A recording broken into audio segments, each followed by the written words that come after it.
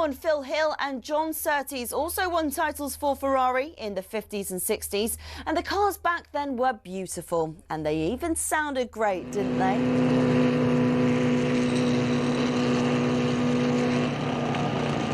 Anyway, Ferrari went 11 years without winning a title until Niki Lauda won in 1975 in the iconic 312T.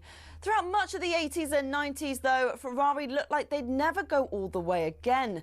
Le Professeur Alain Prost came pretty close in 1990, but lost out to his bitter rival and former teammate at McLaren, Ayrton Senna.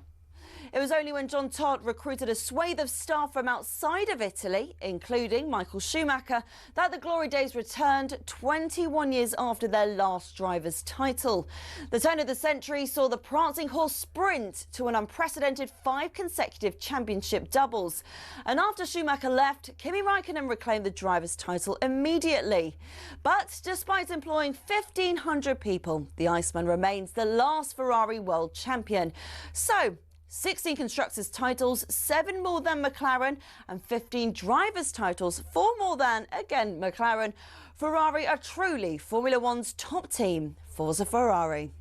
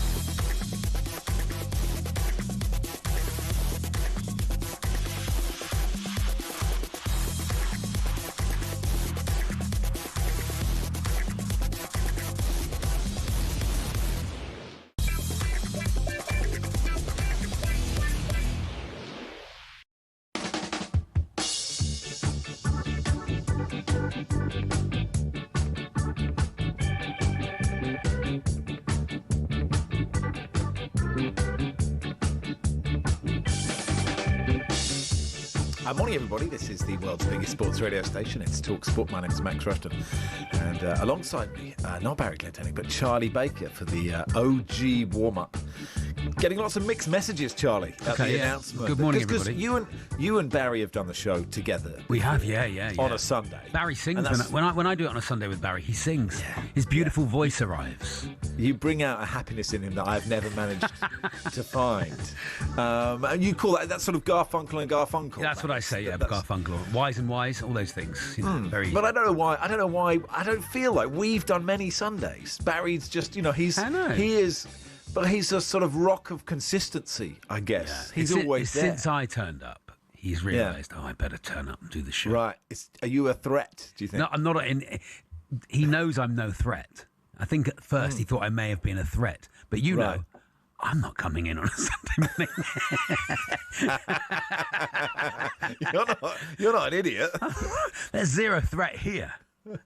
I tell you that. The question is, but the big question is, obviously, there is a speed to the Saturday show. Yeah. And there is not a speed. I was going to say there's a different speed. I'm actually happier at that speed because Saturday is, we're up. We're the hype men for the weekend, Max. But, and in many ways, there's more games today, more exciting games today. That's true. And yet, we're taking it very easy.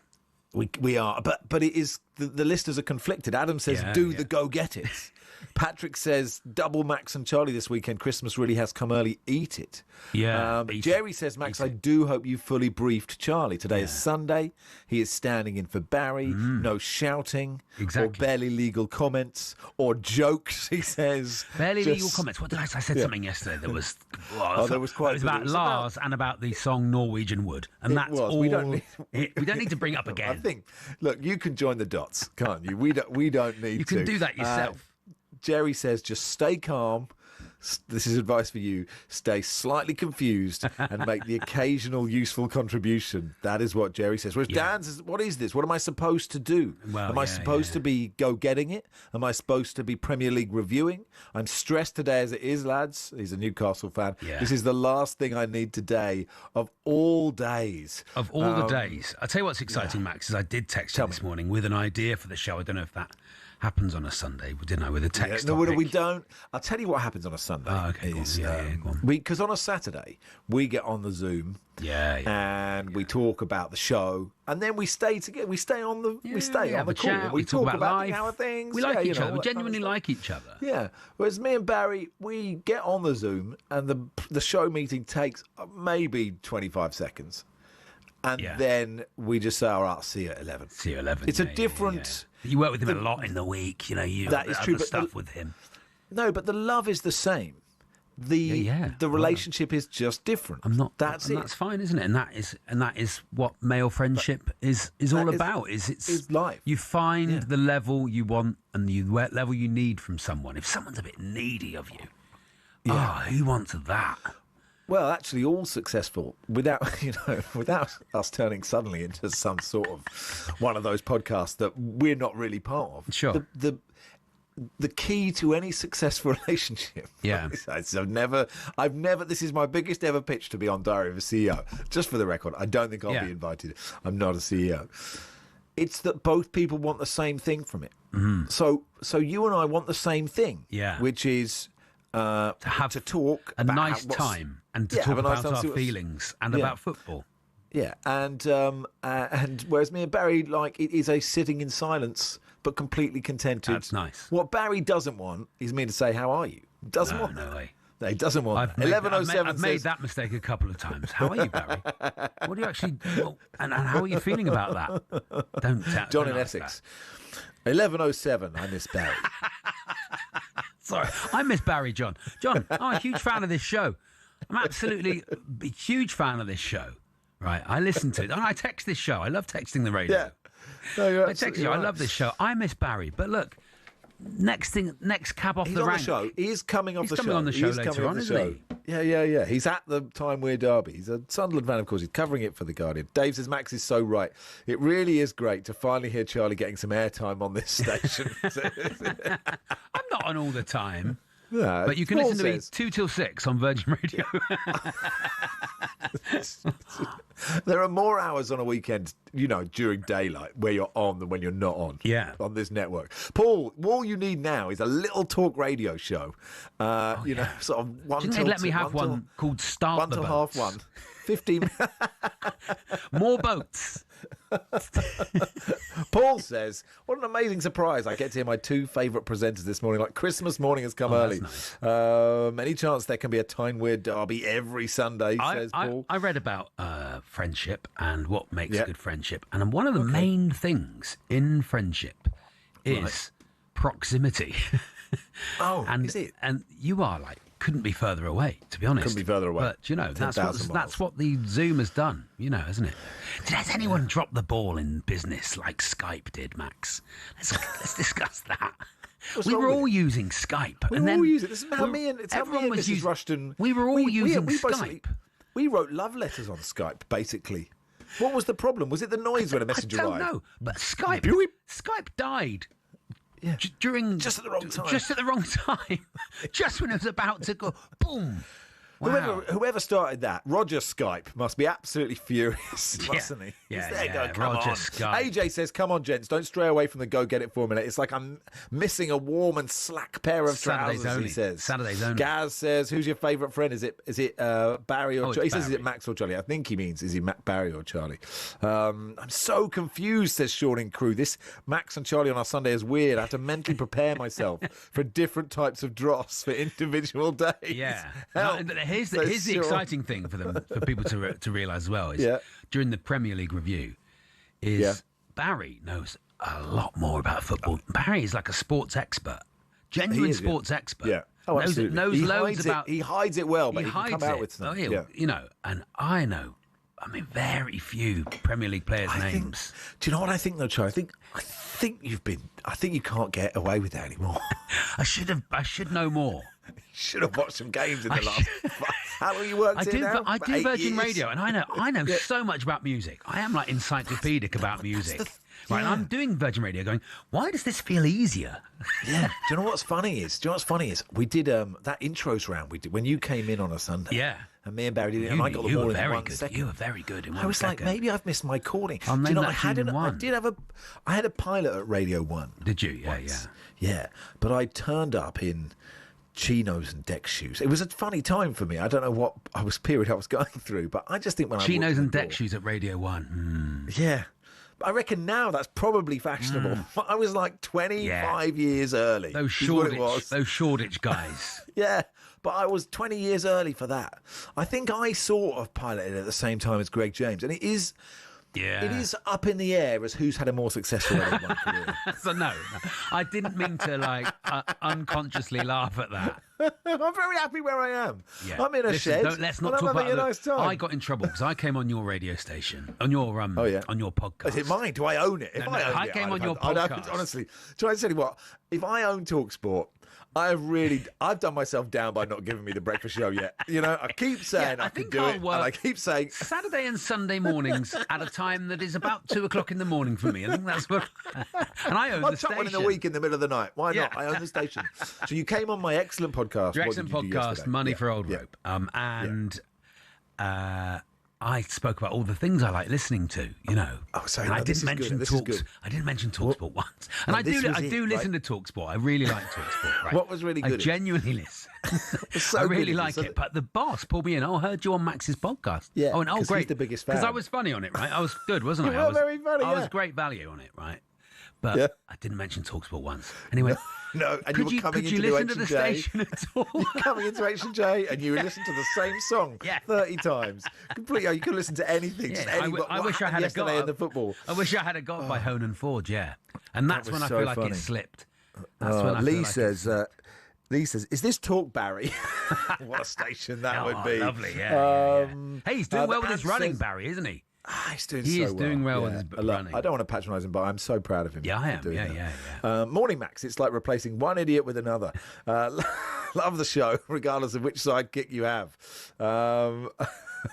This is anyway. I'm having a nice time, Charlie, Yes. on a Sunday, and I thought Rio, man of the people, Ferdinand, presenting the World Cup draw as a head spinner. Great banter. Great banter.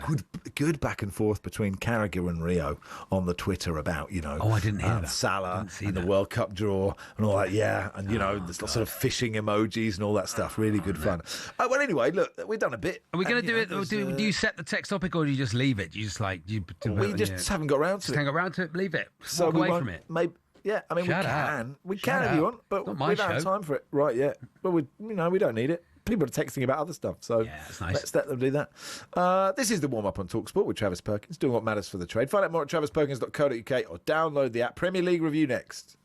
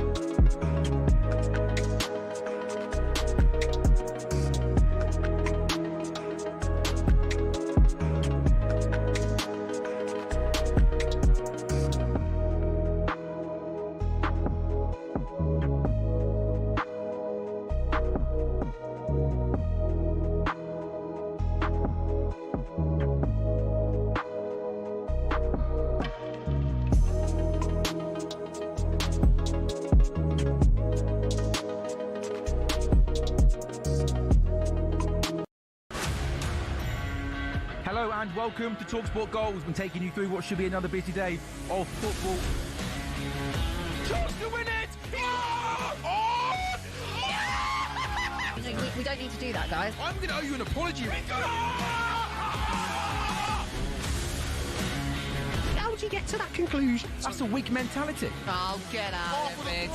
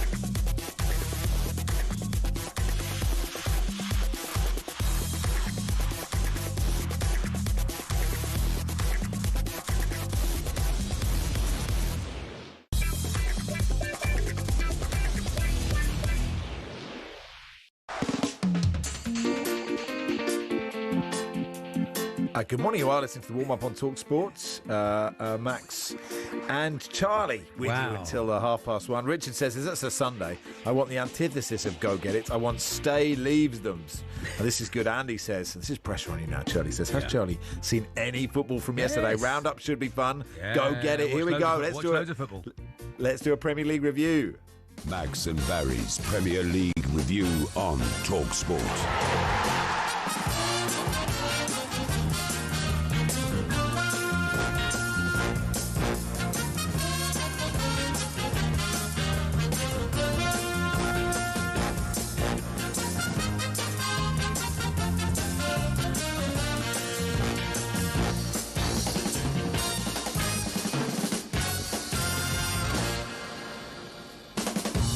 Fergus writes, 15 minutes in, first ad break and the show hasn't even started. Wouldn't happen if the bear from Burr was there. That is not on. True. Barry's often spent the first 15 minutes of the show talking about sitting behind someone on an aeroplane, talking about Bournemouth. I mean, come on, Fergus. Let's be fair about these things. The first 15 minutes is normally like vibes. Yeah, it's vibes, totally. Where should we start? Should we start at Anfield then, Charlie? Yeah, let's start at Anfield. Yeah, is Ekitike the best signing of the summer, Max? And you think Liverpool know what they were buying? I don't think. I think he's better than they thought. A friend of mine once bought a dresser from an auction. Okay. And they got the dresser home, and they opened the drawers of the dresser, and in the back of the dresser was an envelope with £300 cash in it. Stop it! Right. And they paid £100 for the dresser, right? And this made me think of Ekitike. I thought, would they have, if they'd known what they were getting, would they have bothered spending 120 million quid on Isak? That's a good question. You think they were just guessing? I think someone just went, he's all right. I don't think they were guessing. He's brilliant. He has started the season so well in a team that haven't started well. The touch and the finish is so good for the opening goal. And that run where he won the ball of someone and then beat about 10 players. And then I think he scuffed it wide. But yeah, it's a good question. I'm thrown by that straight in with football. Straight in with football. I'll run with it. He was brilliant. And credit to you for not starting that game and talking about Mo Salah. Well, I thought there was more story. I thought actually Ekitike was more of the story because Mo Salah. We all still want to chat about Mo Salah. We all want to chat about that, do we? The fact. You see, Soccer Saturday did 5 minutes on how sad he looked when he sort of got off the bus and walked into the ground, which is really impressive. I think it's good for Liverpool. A line's been drawn, right? You need that in any relationship. Okay. Sometimes in a relationship, you have to hit rock bottom, a line to be drawn, and then you can move on and be stronger. And I don't think Mo Salah's still the Mo Salah even of last season. When he had that chance towards the end and he was running through, I thought last season he 100% takes his round the keeper, chips the keeper, whatever happens, confidence. This season, sort of ran out of energy towards the end of the run and made a bad choice of the pass. Van Dijk's up next to him. I thought, I think this is what's happened. Yeah, I thought he played like a guy who isn't quite on it, and he looked like that. And, you know, like, obviously he came on a bit earlier than he would have expected.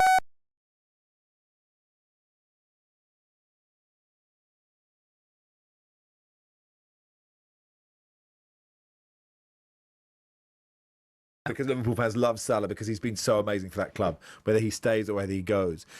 But that doesn't necessarily mean that his behaviour was fine. It's possible that these two things can happen at the same time. That he was out of order to go public on what he did, but he is still loved. He's a brilliant footballer. He's not quite as brilliant as he was, or he's slightly off form for whatever reason. He could... Ekatiké's top draw, says Ben. Is that a dresser? Oh, that's very nice. Very good. Really good. All these things are possible, right? And he's going to AFCON anyway. Liverpool will have to play without him. Maybe he goes. His legacy is fine. I mean, he could have just sort of said, he could have just done a dirty protest on the pitch when he wasn't picked at Ellen Road and never played again. And still his legacy would be great because he's been so brilliant for that football. He's one of the best players Liverpool have ever had. And when you think they've had some really good players in the last however many, decades and decades and decades. I don't think you can underestimate how tough it is to see the future coming past you as well. I mean, I don't know if that's ever happened to you, Max. It definitely happened to me in the comedy industry. You sort of go, oh, there they go. I'm not new and fresh. Hey, Charlie, you think it's happened to you in the comedy industry? It's happened to me in the comedy industry. You go. Oh, it's new. I'm not new and fresh and young anymore. Off they go. Have you ever seen the film Inside Llewellyn Davis? It's a Coen Brothers film about folk music in the '60s. And at the end of it, this guy who's Llewellyn Davis, he turns up at this gig and he thinks he's doing something and he doesn't know why. He doesn't feel great. And on walks Bob Dylan. Just at the end of it, and it's like, here's the future.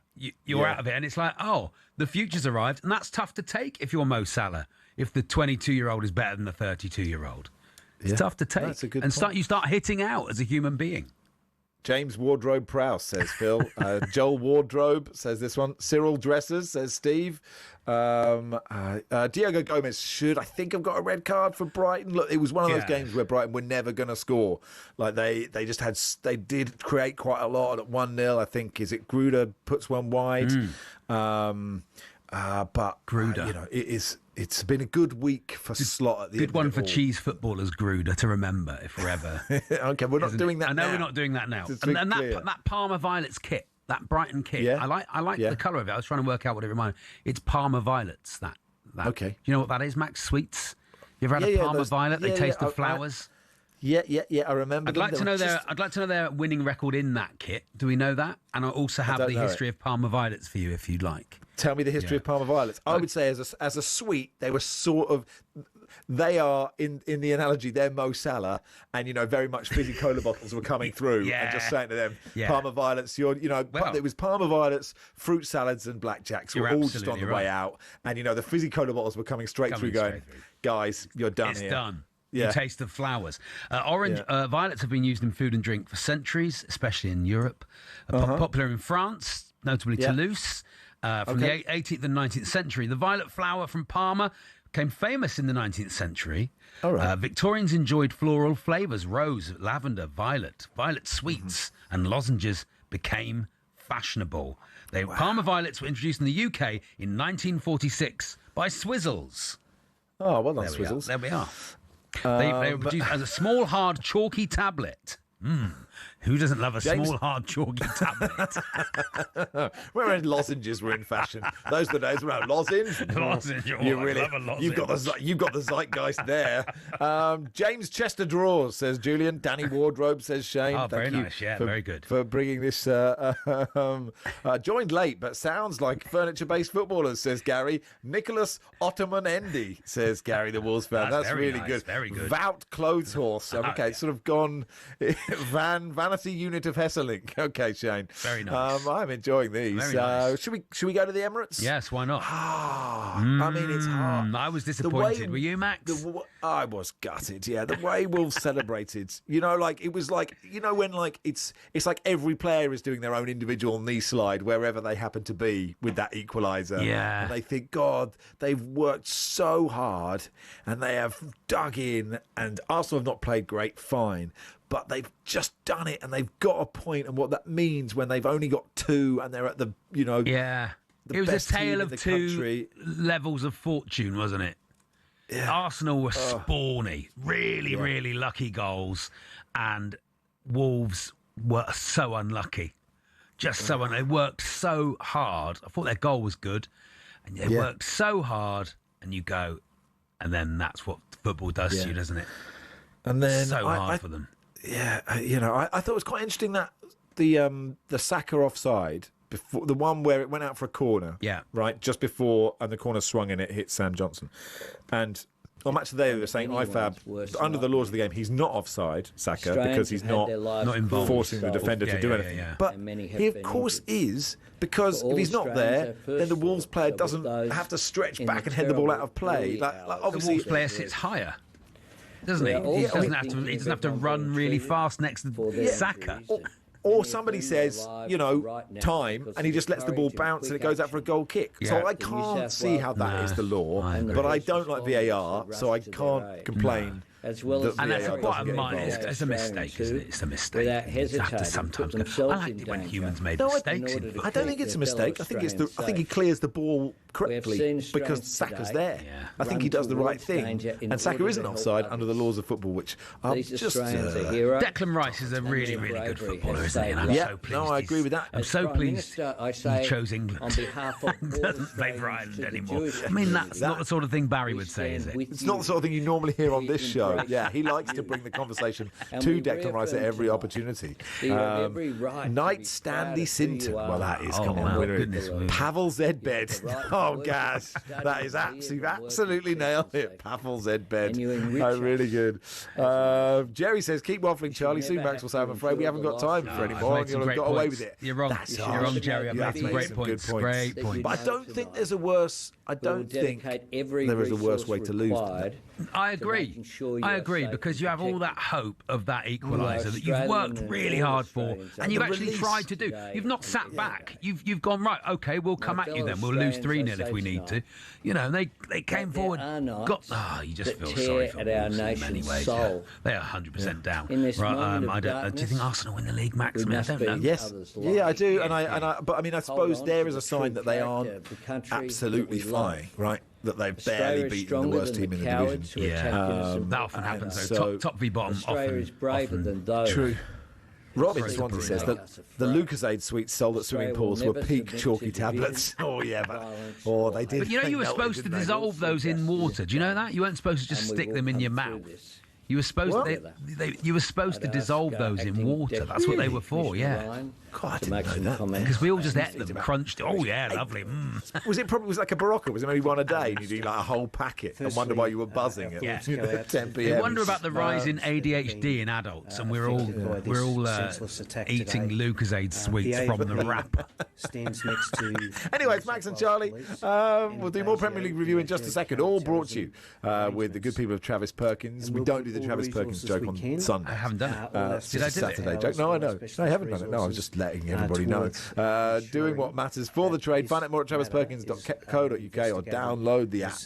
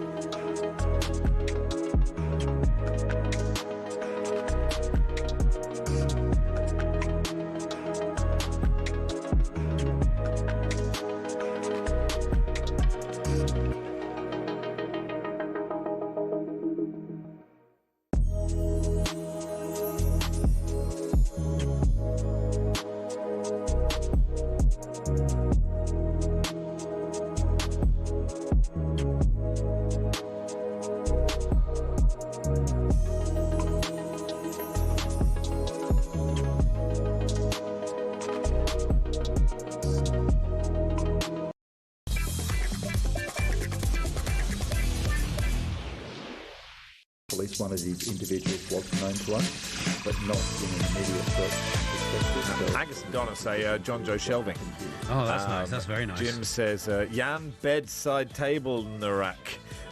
Okay, and Matt says Miroslav Closet. Anyway, keep those coming. talkSPORT has teamed up with Pitch Experiences to bring you an all-out VIP experience at the PDC World Darts Championship at Ali Pali on the 23rd of December. You and three mates could be, and I've said it before, living it large. With platinum seats, fine dining and complimentary bar, exclusive access to the 501 Lounge with Rushden Voice Bray. Straight then to your prime table for the best seat in the house. Here is how to enter. Do you have the details, Charlie? Or do you I want do. me For your do it? chance to win, text DART to 83338. Text costs £2 plus your standard network rate, or call 0343 421 7508. Lines close 4 p.m. 18th of December. That's when you'll need to answer your phone if it rings. 18 plus and UK residents only. Your chance to win, text DART to 83338 now. Network promotion. Full T's and C's at talksport.com. It is Max Rushden and Charlie Baker with you until 1:30. Barry is at the Stadium It's of at the Light. match. He's at the match. He's Taking gone in a to a match. football match. Yeah. We'll obviously be looking ahead to that game from a Newcastle and a Sunderland's perspective. Very excited. I'm excited about that football match. Great game, yeah. It'll be spicy. I just imagine. It's just, there's going to be, I don't know. I presume Lee Catamol will come back and just go through Joe Linton just at the start of it. Anyway, well, Premier League review, that's what we're doing. That's what we're doing. We're reviewing the Premier League. We've done 2 games, got 2 to go. Okay, yeah. Virga says, have we mentioned Victor Moses' basket? We haven't, but we have now, thank goodness. Chelsea 2, Everton 0. Sort of weird, the Maresca comments. And everyone said they're cryptic. And he said, the worst 48 hours since I joined the club. That doesn't sound very cryptic to me. No. Sounds like that sounds Well, he like said the worst not 2 the days players, since not the club. fans. So he's Yeah. spelt out what it is. So something's going on behind the scenes, in the back room. I don't think they'll like that at Chelsea, the multi-billionaire owners. Clear Lake Capital. No, I don't think any owner would like it, I guess, but like it's an interesting. It's interesting, and I think he doesn't get the credit that he deserves for what he's doing with Chelsea. And they're not amazing, but they're pretty good. He did win the Conference League. They should have done that. They did win the Club World Cup. Yeah, against PSG, as well. So, Yeah, and and they do turn up in the big games. Sure, and they're competing, right? They're competing, and they buy, obviously, 1 million 21-year-olds. So sort of eventually you'll get some good players out of that. You know that. But he has still taken players who haven't been brilliant when they arrived, like, say, Caicedo or Cucurella, and they are now playing incredibly well. And it was quite interesting, given that basically it was not a fascinating game. They beat Everton 2-0, that's fine, sort of what you expect. And then he sort of said this, and it was a bit like, this is fun. When people after the game say interesting stuff, Mo Salah, etc. God, it's useful, isn't it? It's useful. Yeah. Do you think the fact that it isn't that interesting to watch, that there isn't sort of a standout great fun player that plays for Chelsea that you can go, oh yeah, they're the one, love watching them, or I suppose that is Cole Palmer, right? I mean, that is Cole Palmer. I mean, what a footballer he is. Absolutely brilliant, isn't he? Absolutely. I think if I could be any Premier League player when fit at the moment, I think I'd be Cole Palmer. He's cool, Max. He's cool. He's like a dude. He's got a lot going on, He's like, no, I'd like to be somebody that could walk the streets. Oh, would you? I'd like to be, I don't know, Matt Viffer, right? So I think most people listening wouldn't be able to pick him out of a crowd. Yeah. But you're still on, let's say, I don't know, at least 40 grand a week. That feels enough.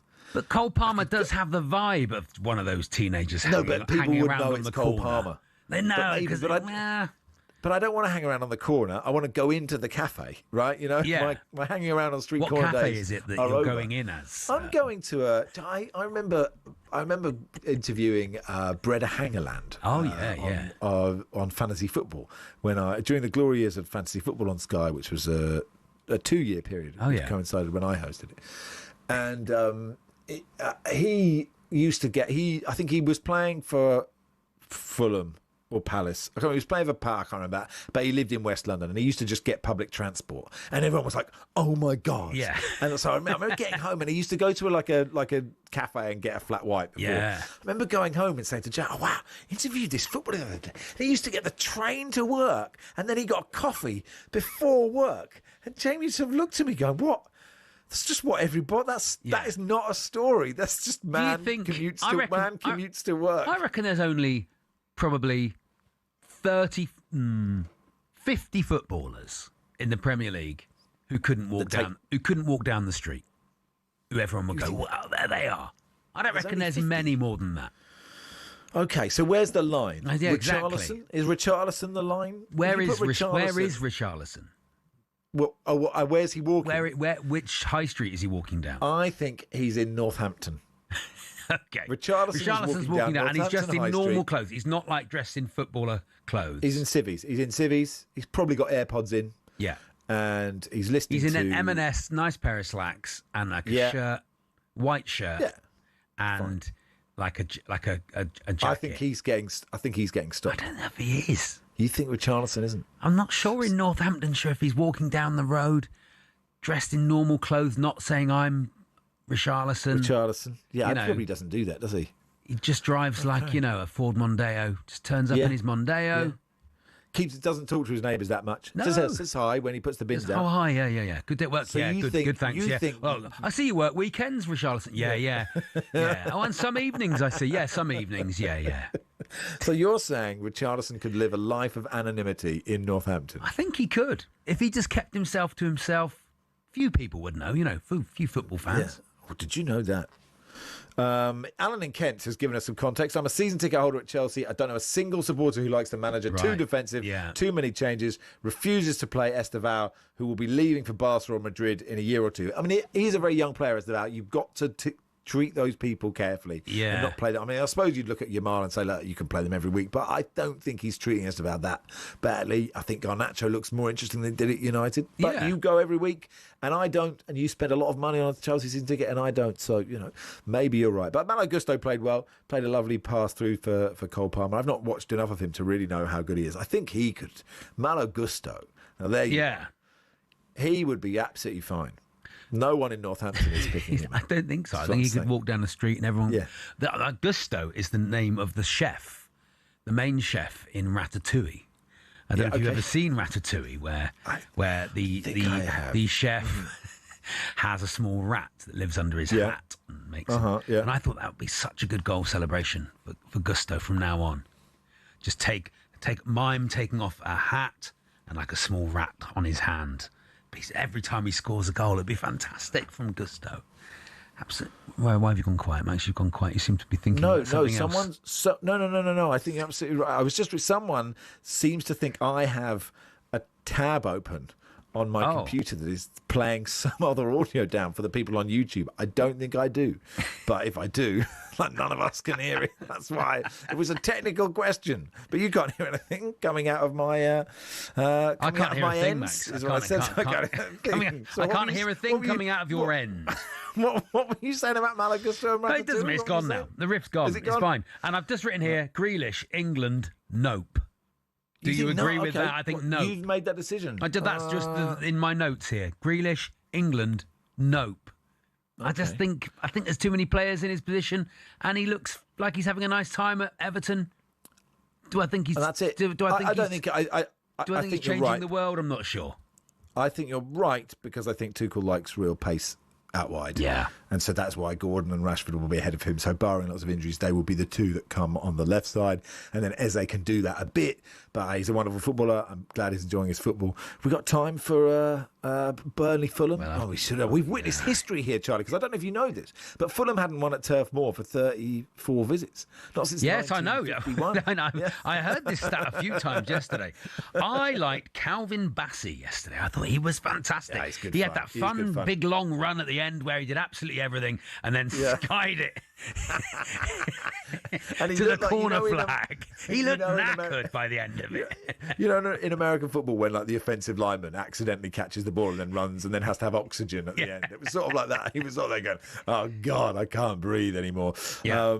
But great that was goal, a really a great lovely actual goal from him. But I think Burnley will be pretty disappointed in that defending because that's their meat and drinks. That's how they stay up, isn't it, Burnley? Yeah. By defending that sort of goal. Yeah, well, I don't think they stay up. It's probably why. Harry Wilson is one of my favourite players at the moment. What It was a lovely finish. footballer! What a lovely footballer! He's a graceful guy, isn't he? He's a graceful guy. He is. How has Do he you know what the ended trouble up at is? Fulham? No, because that may be his level. Fulham are quite good. Okay. You know, sort of 10th best team in the country is quite good level. But the trouble is, every time we name a footballer now, I'm just thinking, how anonymous could their life be in Northampton? Well, good. That's a good. I'm more interested in that than the football chat. But then I know it's a Premier League review. There we are. Bernd Leno was really key in this game. Actually, he made 3 brilliant saves coming off his line at 100 miles an hour, which sort of you don't notice them as well as like beautiful fingertip saves, but they were really good. And Burnley again were close, weren't they? Their goal, Ugochukwu's goal, was absolutely lovely.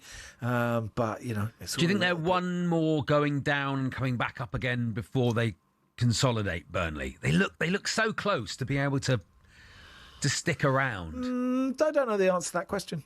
Wow, I didn't expect you to know the exact answer. Yeah, I thought you might have had an opinion on it. Blairy says, I'm also a Chelsea season ticket holder and I also want Maresca out. Ryan says, come on, Max, if Richarlison knocked on my mum's door and said, hi, I'm Richarlison, she's not going to start doing the pigeon dance. She's going to say, who the hell are you? Yeah.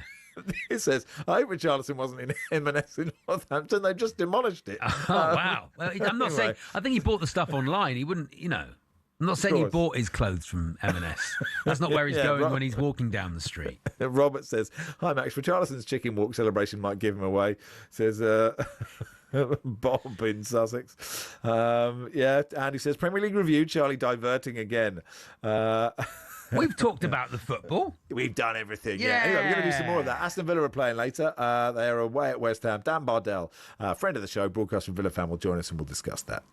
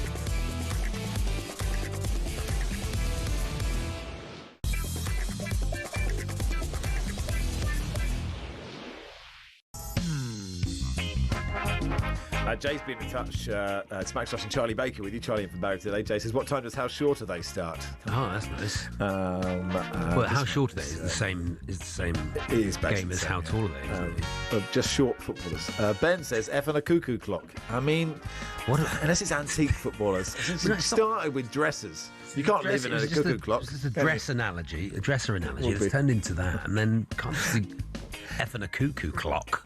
I don't know, but I enjoyed saying it. West Ham Villa today. Let's talk to Dan Bardell, friend of the show, Villa fan. Hey, Dan. Hello, Dan. Hello, you're right. Yeah, you're right. Yeah, not too top shabby. of the world, I reckon. How annoyed were you when that Arsenal winner went in? You must have been like, killer. Well, it's against Wolves, so it's mixed feelings, really, isn't it, for me? But I don't think we could have gone top even if they'd have drawn. I don't think we'd have been able to go top today unless my maths is way off. But yeah, it's a funny old game, that one. Wolves did okay, didn't they? But just to be in the discussion, as I said when I spoke to you guys before the European game, just to be in the discussion is nice. Yeah, but when people earnestly say, yeah, but are they in the title race? Like, as a fan, you can't help but stare at the league table, right? And go, wow, just a couple of points, this could happen. But, like, what does your heart say when you look at that? Oh, my heart feels very warm with us being so high in the league, but I don't really put us in the mix for the title. I wouldn't think we'd have enough in a title race. I just want us to try and cement top four, get ourselves back in the Champions League, to try and create a little bit of cushion between us and the teams below us. That's the way I'm looking at it at the moment, and I actually think today is going to end up being a really tricky game for Villa. I think hopefully we come out the right side of it, but I think it's probably a harder game than some people think. You had a really bad start to the season, didn't you, Dan? Am I right in thinking that? But then you've won 6 out of 6. What's the turnaround due to? The transfer window shutting was massive for Villa. There was a dark cloud hanging over the club throughout the whole of the summer, really, and I think it gave everyone a chance to kind of reset and feel like the season had started when the transfer window shut. I think we've only lost one game since that happened. So we've been brilliant across multiple competitions, really, since September. But the run we're on at the moment, some of the teams that we've beaten, the way we beat Arsenal last week was absolutely fantastic. I still don't think in a lot of games we're playing to our best level, but we've shown that we can win in different ways, which I guess is actually what a team that is in the title race does.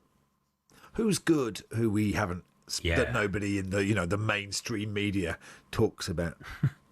I'd say probably Boubacar Kamara.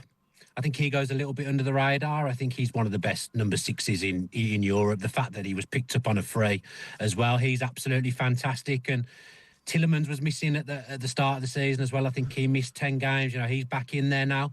When you've got those two on the pitch and you realise that the club didn't actually pay a penny in terms of transfer fee for either of them, it just shows what a smart club we've been behind the scenes at times. They're the two that I think are a match for any midfield in the Premier League. Even in stoppage time last week, Tielemans was still running the show against Arsenal, didn't look tired. He's a fantastic footballer, and like I say, they complement each other well. And then you've got Onana in the mix, who's been a lot better this season. His second season, he's settled in there as well. For certain games, I'd expect him to play today, a physical presence, and you end up playing all three of them, which I think gives you a really strong kind of core in the middle of the park and gives you options going forward, but also just gives you that bit of stability. The Harvey Elliott situation's strange, isn't it? Because he's obviously a really good player. What is it, Dan? Is it if he plays any more games, they definitely have to buy him? Is that the case? Yeah, if he hits 10 games, depending on who you believe, Villa would have to either pay 30 or 35 million to activate that into a permanent move. Yeah. And I think maybe early doors, Emery's 10 doesn't seem a lot, does it? 10 to get to that stage, 10 games doesn't feel like a high. So the fact that he's not played those says that it's obviously not going that great. Well, I think he came into the team when we were struggling, in all honesty, and Emery came out and spoke about him after a game, saying he was almost moving the ball too quickly, which at the time when we weren't moving the ball particularly well I felt was a bit of a strange thing to say. But I think Emery's just decided that, look, the club's got restrictions to pay 30, 35 million for someone who I don't think is better than what we already have. I don't want to do that almost. So I think he's kind of hoping that Elliott will go back in January, and we'll have that money that we can use, because we would have expected to spend that by now, I'm sure, because the club would have expected him to hit 10 games by now, and maybe get a versatile forward player in. We're obviously signing a young Brazilian winger who feels like he's a bit more of one for the future. After I spoke to Tim Vickery earlier on the week, who obviously knows everything there is to know about South American footballers, but it feels like we may be a forward short. Obviously Watkins has struggled with injury at times this season, and he's struggling with injury still. So I think Emery just thinks there's maybe better fits that he can get in January that will give us a better chance of achieving our goals. Yeah, it's a fascinating. Just the way these deals are structured is fascinating, isn't it? Because you sort of think, God, it's lucky someone checked. Because imagine if you just didn't check your direct debits, and then someone actually you've used Harvey Elliott 10 times, and now you owe 35. That is 100% what happened to me with Duolingo. That's what happened to me with Duolingo. 100%. I didn't pay, and then I owed them £70, and I still can't speak French. So the whole thing. My wife bought a pair of leggings from Fabletics and accidentally subscribed for about 5 years, and I've never sounded angrier on the phone from whoever. I can't remember who runs that, but God, that was. But it's sad for Harvey Elliott. I think it's difficult for the player, difficult for the young man, because he had such a great summer with the under-21s. Yeah. He's brilliant for them. He was always good energy, I thought, when he came on for Liverpool. He's actually, I think, sort of what Liverpool need in many ways. That sort of energy, chase the game, and a good stand-in for Mo Salah. So maybe he wants to. Maybe they want him back. Yeah, I think he's probably the type of player that has been missed, like you say. It's funny, really, because in the summer, obviously our window was pretty underwhelming because of the restrictions. He was the one that I felt, that's saved the transfer window there. There's something to get excited about. But for whatever reason, Emery just thinks that he doesn't fit. And you'll know as well as me that Emery runs the show at Villa. He ultimately runs the football club, and it's his say on everything. And the sporting director that signed Elliott is no longer with us, and don't know whether something happened there between those two. So it's a shame for the player, because he can't play for anyone else. He can only play for Liverpool or Villa now because of the rules. So he's either going to have to go back to Liverpool and form part of their squad from January, or he sits in the stands for the rest of the season for Villa, because he isn't going to play any more football for Villa. Interesting stuff. Hey, Dan, enjoy the game. I will. Cheers. Dan Bardell there. Ian says, just about to get on the train to get to the London Stadium for this afternoon's game. As important as a result is today, is more about paying tribute to a true giant, a warrior, or a leader. A warrior of a leader, it says, the gentlest of gentlemen. For my generation, slightly too young to see Bobby Moore. Billy Bonds was West Ham. A true hero, and they will obviously reflect that at London Stadium today. So sort of just when I started watching football, it was just this guy caked in mud running around Upton Park. And the real thing. Yeah, totally. Anyway, it's Max and Charlie with you on the warm-up, and coming up in just a second, Lee Phelps will join us. We'll play the footballer game. Perry Groves joins us for that, and we'll do some other stuff too.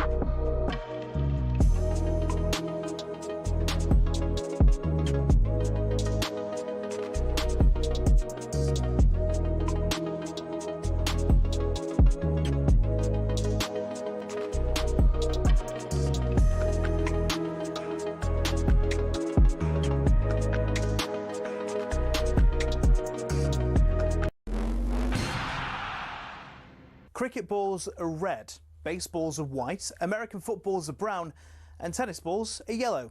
We don't even think about it really, but the story behind the tennis ball is actually quite interesting and even involves Sir David Attenborough. I know. Well, here's the tale. Tennis is widely known to be a French sport. It dates back to the 12th century when people used handmade balls, and it was then called tennis, which is the verb to hold in French. And people used some pretty wacky material to make the balls with: cork, wool, chalk, animal fur, and even human hair. A few centuries on, Germany got dead into the tennis too, but wanted to make a few modifications to the ball to make it a bit more effective. Around this time, an American chemist had just created something called vulcanized rubber.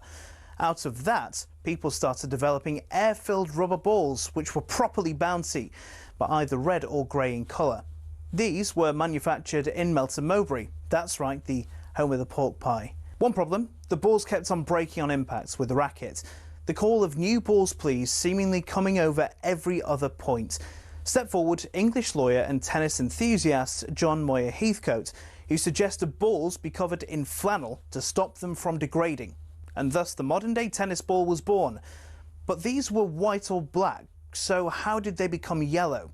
Well, in 1967, the controller of BBC Two, one Sir David Attenborough, decided the corporation should show Wimbledon on colour TV. He got his wish, and it was wide into people's homes across the country. The only sticking point: the white balls were nearly impossible to see on the screen. So the International Tennis Federation, sensing an opportunity, started developing a new ball that would be visible even without the need for 4K LED displays. Not that anyone had that in the late 60s. After rigorous testing, they came up with the colour optic yellow and decided every ball be coated in that colour from there on in. And there you have it. Tennis balls are yellow, all because Sir David Attenborough wanted to watch Wimbledon from the comfort of his own front room. You could say the ITF aced it.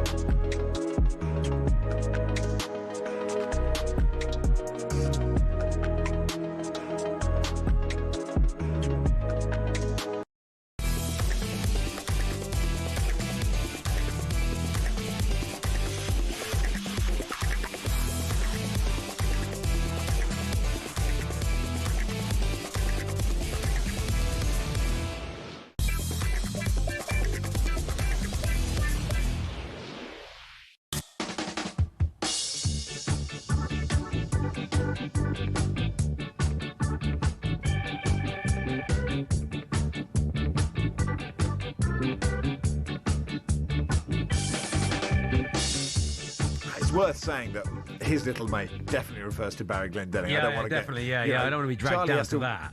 Charlie has to, hot desk, hot seat. I do with Mr. Jordan, doesn't he? So I don't want to start another war. Anyway, hot afternoon desk, all. hot It is hot seat, hot desk. Afternoon, everyone. It is talkSPORT, world's biggest sports radio station. Max Rushden and Charlie Baker with you until 1:30. Now the WSL, Brighton played Chelsea. Jake Robson watching for talkSPORT. Chelsea lost the other day. I sort of couldn't believe it when that happened, Jake. They did, but they bounced back in the Champions League in midweek with a 6-0 hammering of Roma. So back on the horse, I think, is the expression. 11 minutes played here, and it's been all the visitors. Chelsea. Ellie Carpenter nearly getting on the end of a Baltimore cross inside the opening minute, making a nuisance of herself in the box. I mentioned that game in midweek. It's 6 changes from that match. Carpenter, Cuthbert, James, Thompson and Germer and Beaver Jones all come back in for Chelsea. 1 change for the home side, Brighton, from the team that won away at London City Lionesses last week. Just in goal, Bagley comes in for Peng. A noisy as ever Broadfield Stadium here this afternoon. Overcast but mild. It's been feisty on the pitch so far. It's Brighton 0, Chelsea 0. Cheers, Jake. Yeah, goalless in all the other games. Leicester, London City Lionesses, Man City, Villa and West Ham, Liverpool. Manchester United, Spurs in the WSL kicks off at 2:30. This is the warm-up on talkSPORT with Travis Perkins. For the latest big trade deals, head to travisperkins.co.uk or download the app. Time now to look at the latest odds. Head of today's action with William Hill. In the Zone on talkSPORT. Brought to you by Final One Standing. New from William Hill. 18 plus gambleaware.org. Terms and conditions apply. Lee Phelps joined us. And Lee, yesterday we were talking about last man standing, final one standing. Oh, yeah. And there were 4 people who'd managed to keep Arsenal until yesterday. They must have thought, for 4 minutes, they were like, what have we done? I know. I was watching the game and when they equalised, I managed to write a social post in the time that it took Arsenal to take the lead again, so it was pointless. I thought I got ahead of it. This is a major thing. Yeah, they must have been thinking to themselves, we've done so well to hold this in our pack for this long.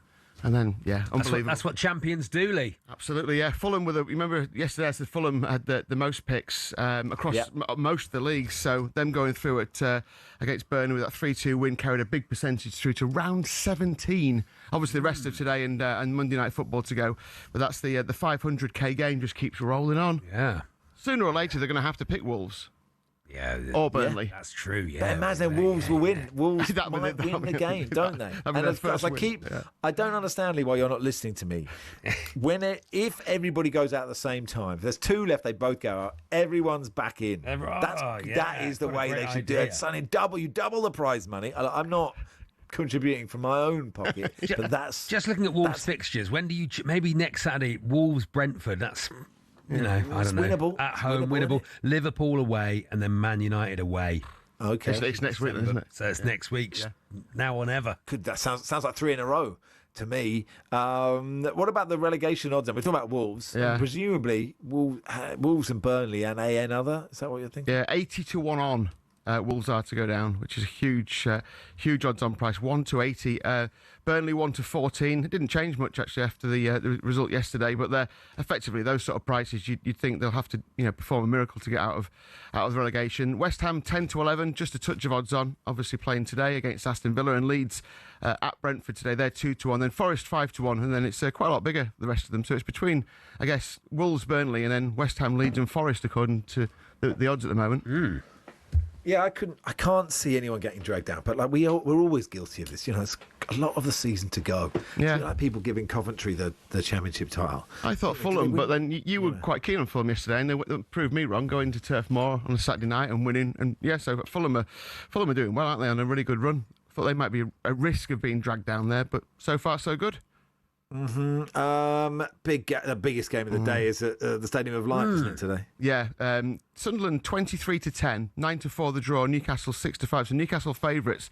I think those odds are a little bit disrespectful to Sunderland, really, given Sunderland beating at home, and how good they are in this fixture and what it'll mean to them. Well, it represents the great value that William Hill offers, Lee.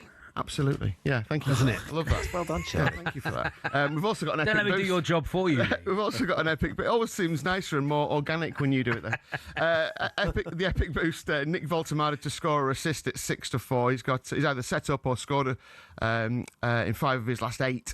So yeah, cards is the bet, surely. Yeah, absolutely. I've been looking at this, and how about this one? So obviously when you get 5 yellows, totting up, you get banned if it's before the 19th game, I think it is. Right. Now, Siddiqui is on 4 yellows. Right. So 1 off a ban. Yeah. AFCON after this. It's a free one, isn't it? But AFCON, but then when you have to serve it when he gets back. I don't think he will. No. Because it's a game. It counts as... Yeah. So that's a decent one. Obviously, he could do something. He could get a 10-game ban. Yeah. Or a 6-game ban. Yeah, let's not hope. Let's hope he doesn't do that. I would. If I knew I had that in the bank, 2 minutes to go. Oh, really? Would you? Yeah, it's whack a player. But we want it to be about football, don't we, rather than the... Yeah, a really great game. That's what we want. This derby. Yeah, so, I mean, there's 55% of the staking's gone on Newcastle so far, but I expect Sunderland will take a bit more. And that price just looks a little tempting to me, I think. But, yeah, I expect cards. Guimaraes is the most fouls committed for Newcastle. Enzo Lefebvre as well. If he's trying to kind of maintain that midfield and trying to stop Newcastle getting forward, there might be a few there. So, yeah, I think there's a few. Obviously, Xhaka's one of the most popular picks as far as cards go, but should be a cracker, shouldn't it? Yeah, I love Xhaka. Should be. What about the other Premier League games today? Yeah. What takes your eye? Palace City's interesting, isn't it? Because Palace are, a decent price, over 3-1 at home, 14-5 the draw. City are odds on. Yeah, got a good record against them, haven't we? The problem is Europe, and I think the problem here today with a few of these fixtures is Europe. So you got Palace, you got Forest, obviously you got Villa.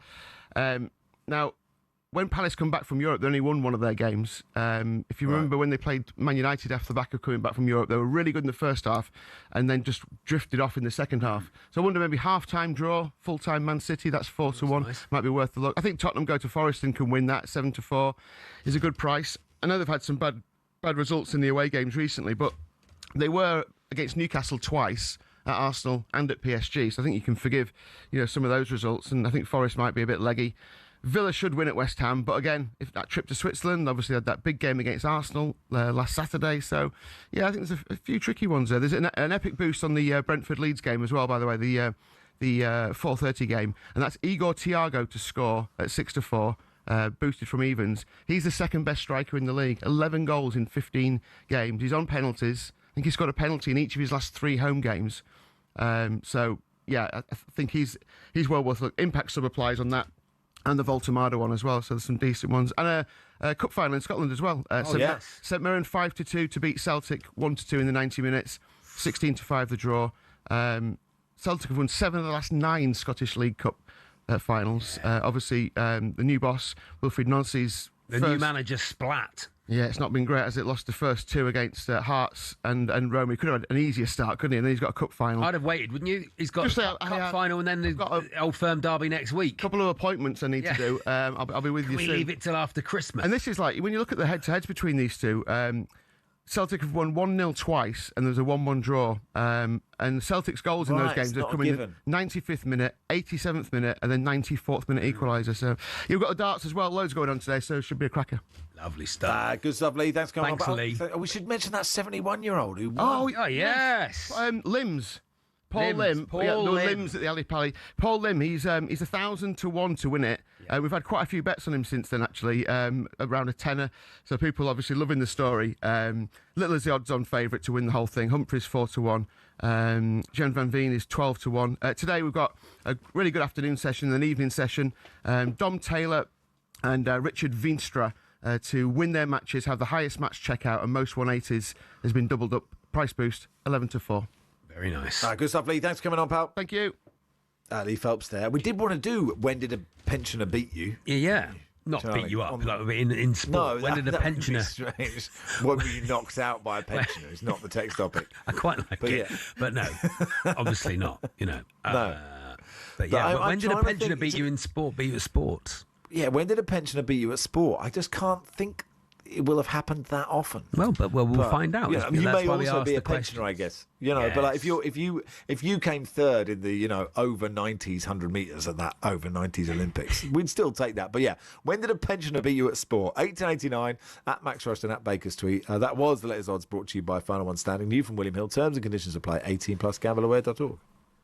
In the Zone on talkSPORT. Brought to you by Final One Standing. New from William Hill. 18+. Gambleaware.org. Terms and conditions apply.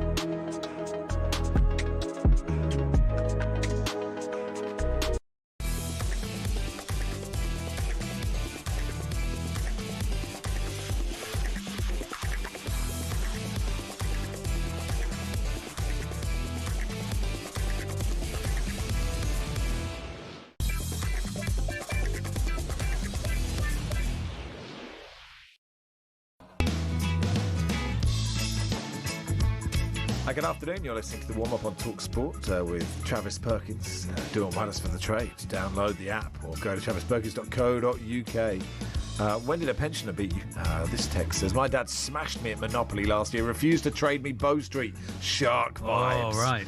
Okay. Joe here. My dad beats me at golf every week. I'm 45 and he's 80. He's a shark. Yeah, they're good. That's what he says. Yeah, they're good, especially with the modern technology in golf. Bit cheaty, if you ask me.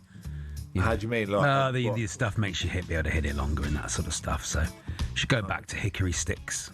Do you think so? Yeah. He's 80 and he's getting around 18 holes. Yeah, sounds like a cheat to me. Lost to a 90-year-old at snooker, says this text. He'd put a red and put a colour safe every time. Yeah. Proper old-school tactics. Played snooker with my 75-year-old father-in-law. He battered me. I think I'd had 10 shots all afternoon. Steve says, and he only had one leg. Oh, that's good. Probably good for snooker. You know when they have to get up on the table, don't they? They have to get one leg up on the table and you have to have one foot on the floor. I wonder how it works then with that situation. Whether or not. This text says, I ran my PB half marathon in 2012, finishing 1 hour 31. Very good. Equally frustrated and amused to see a 68-year-old chap called John Thomas had beaten me by 8 seconds. Very good. This is great. Very good. It's a really good text. 60's the new 50, Max. So is that right? I don't know. That's good for us. Just saying, great news for us. Great news for us. Okay, well, let's wish away the next 15 years, get myself to 60 lovely. as quickly as I possibly can. Anyway, let's play the footballer game. Why not? Today, how are you feeling about this, Charlie? I'm not very good at this, but let's see. Let's see if they ever played for Torquay, I can normally get them, and that's about it. See if Reece has done you a solid. Never know. Ollie Klink playing today. Welcome, Ollie. Hi guys, how you doing? Yeah, good, thanks, Ollie. Yeah, good. Where do we find you, Ollie? The nightclub. I'm at Crystal Palace against Manchester City today. Ooh, lovely. And as a Newcastle fan, relying on Mickey Gray giving me updates from the Wear Tyne derby. So all a bit nervy. Do you think he won't be? Do you think he'll be honest about what's happening, or do you think he'll be? I think Mickey will be a true professional, as he always is. Oh, very good. He can't lie, can he? I mean, it'd be really fun. Can't lie. Just for the TalkSport audience, Mickey went, it's 2-0 to Newcastle. He goes, it's another one for Sunderland. Face score. He just made it up, and then full time 3-0. There was a guy. I've told this story before, and it was on a phone-in that Danny Baker did. But there was a guy before social media. Probably before you were born, Ollie. There was a guy who would, at home, record completely made-up classified football results on like a little dictaphone, and then as he walked out of the ground, he'd just play them loudly so that people walking near him would hear Tottenham Hotspur won, Nottingham Forest won. I love it. Imagine having that much time on your hands. I think it's genius. I think it's total genius. And how you feeling about the footballer game? Ollie, confident? Okay. I'm very up and down in this game. I'm either brilliant or awful. So, we got any other players? Or is it just Reece joins us? Hey, Reece, how are you? Hey. Out of 10? 6. Okay. Is it just a three-way today? We got any other players? It is a triple threat match today, yes. Okay, here we go. Triple threat match day. Remember, it took us 10 minutes to get Luke Young last week. So, listen, if we can improve on that, it'll be a bonus. Here we go. Let's play. Our first footballer began his career at Everton in the year 2007, where he stayed until 2012, scoring 4 goals in 85 games. He then moved to Manchester City between 2012 and 2014. Scoring twice in 16. No. He moved to Sunderland between 2014 and 2018, scoring 5 times in 67. Was then off to Blackburn for the 2018-2019 season, scoring once in 21. Was then off to Sheffield United for the 2020-21 season, where he played just once and didn't score. He then went to Western Sydney Wanderers for the 21-22 season, scoring 3 times in 14, before finishing his career Rodwell. It is Jack Rodwell. Oh, good shout. Well done, Max. Thanks so much. Basically, Well done, you just said things and I went. It's quite embarrassing if I lose to 2 old people, isn't it? Oh, 2 pensioners. Thanks a lot. That's only beaten by 2 pensioners. Thanks a lot. There you are. All right, 2 mate. people with 3 I know bus you're wrong with passes. Andy Jacobs on Friday, but don't throw us in his camp, please. I'm just wondering, is the footballer game better with Whitney Houston playing in the back? I mean, I like it. Should we always have it? Makes a Should we decent have it? tension bed. Doesn't it? I don't know how tense it is, Reece. Yeah, 80s bed. Yeah, okay. In 1986, I wanted to dance with somebody. In 1988. Okay, player 2, who goes? Max 1, Charlie 0, Ollie 0. Here we go. Our second footballer began his career at Reggiana in the 2000-2001 season, not scoring in either of his appearances before moving to Inter Milan between 2001 and 2006, where he scored 28 in 88 before moving on to Newcastle between 2006 and 2009, scoring 28 in 88. He moved then to the Bundesliga with Obafemi Martins. It is Obafemi Martins. Oh, Googling it. Clinky. He's not Googling it. He might be. He might be. That. We don't know, do we? He's not on the screen. No, he's not. But like, I promise you, I'm not. I promise you. But the live concert from Whitney Houston here is unbelievable. That's guys. what someone. It's in the middle of the pitch, and the crowd are loving it. Yeah. Feels unlikely, Ollie, I will say. Sure. But... I mean, done well there. Maybe Google Whitney Houston while you're at it. Apologies. But people know that the one thing that makes me angrier than anything else in the world is radio disproportionate rage at cheating in radio quizzes. And obviously your wife signing up to a subscription of leggings. Oh, that really did. Serious. This is a good joke from Ben. What's Whitney Houston's favourite kind of coordination? Hand on. Oh, very nice. Very nice. Really lovely. Nice. Here we go. Max 1, Ollie 1, Charlie 0. Our final footballer began his career at Blackburn Rovers in 1998, staying until 2003, scoring 30 goals in 136 appearances before moving to Birmingham City between 2003 and 2007. David Dunn? It is David Dunn. Oh. Goodness Well, he scored more than I'd have thought, but that's pretty impressive, isn't it? That was impressive on 2, wasn't it? 2, yeah. 2. I was thinking we Blackburn, needed to... Birmingham. Where did he go then? Where did he go then? Back to Blackburn, then on to Oldham, played once for England, managed Oldham and Barrow. Oh, very nice. And his son plays, I think, over, didn't he? His son plays? I think his son does play, yeah. It's a Rabona, His son, also his dad, Clive, was a huge part of Dad's army. Grandad, we love you. Clive Dunn, when he was in Dad's army, was only about 45. Stop it. He was. He aged up. They got someone who could age up, so he could do all the falls and stuff. So they'd had an actual old person doing it. It like they had broken bones on their hands. Oh, that's true.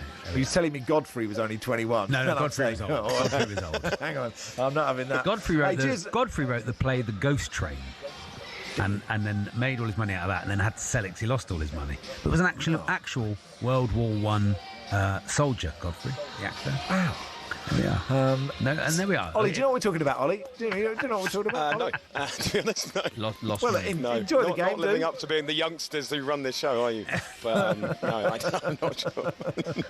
Hey, thanks, Ollie. Yeah, but I enjoyed it. Thank you very much. Can I close Google now? Can I'll turn it off. Ollie, yep. Whenever Crystal Palace or Man City score today, your goal update will be on the Virgin Radio Game On updates show, which is excellent. Oh, fantastic. Who's the host of that? That's me. And so if you can really give it some gusto, so we can edit that out, and then we'll go da-da-da, and then his cast, something like that. Okay, I will do. I'll do it just for that. Well, actually, what you should do, when you do a goal update on talkSPORT, why don't you just say, it is who scored? Mateta scored. It's 1-0 to Crystal Palace. And now he's shed 7. Yeah, if you do that on talkSPORT, it won't be great. I won't even have to be there. It won't mean anything for the talkSPORT audience, but it'll really do Charlie a favour. Well, have a lovely time, Ollie. Enjoy the football match. I hope it's a good one. Thanks, guys. Ollie Klinkner, part of GameDay Live after us, and I can tell you all about that. Just saying, Sam Matterface, Perry Groves, all the goals as they go in from all the 2 o'clock kickoffs, lots of them. Any indie bangers on that? No. Okay, but look, if you don't want indie bangers and you want the goals, listen to that. Yeah, absolutely great. If you'd rather Charlie 90s hits and goal updates, that's fine. As long as you keep it on the Talk on the News UK network. That's what it is. Yeah, of course. It's Max and Charlie with you until 1:30. We'll do some Newcastle next.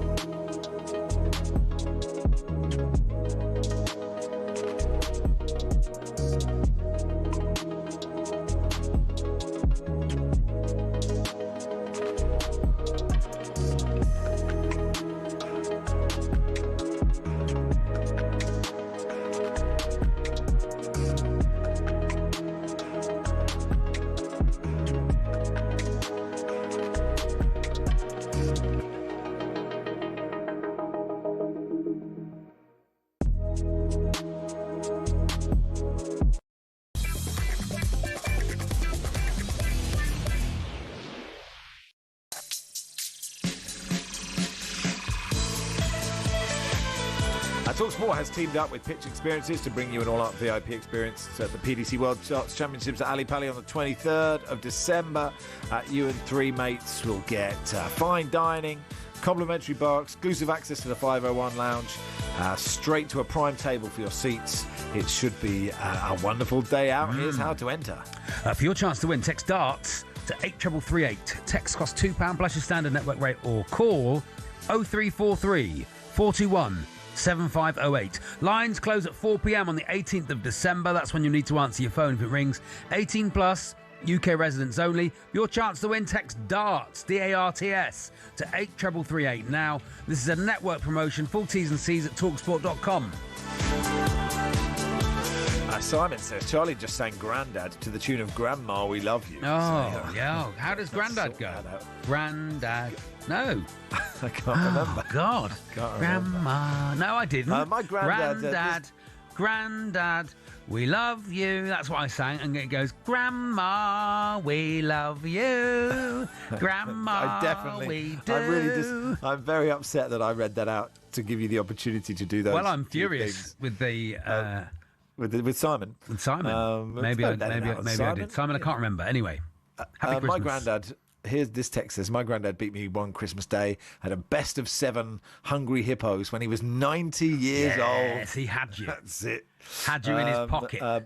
Beaten by a pensioner, please, 81089 at Max Rushden at Baker's tweet. And Dan says, this observation will add absolutely nothing to the show, the kind of text we like. But Charlie asking Ollie Klink to give it some gusto after his Ratatouille references earlier has brought the word gusto to a really unexpected tally. We said it a lot in this show today. We have said it, probably more than we ever have before.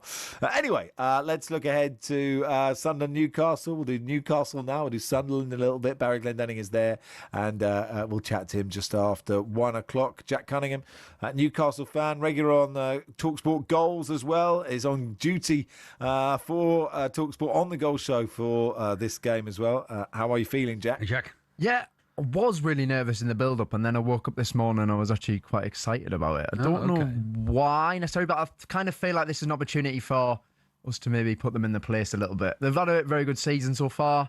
Let's go there and show them that we're the North East top dogs. Right, big boys. The big boys turning up. Are you nervous about even you saying, because like obviously before a derby, the whole thing is just don't jinx it, don't make it my fault, whatever happens. like it doesn't matter what game it is, you're just like, I can't do anything, I'm not saying anything. It's a bit like when England are batting and I don't say anything, or anyway, I don't move just in case that might be me. They'll lose a wicket anyway, so don't worry about that. That you're probably right, but just by saying put them in their place, like that is a sort of thing that we don't get put on Twitter on this show. We're just not quite, we don't shout enough. But that clip may go up if Sunderland win. It might do. I fully appreciate that is possible. If you can remove yourself from the fandom of yes.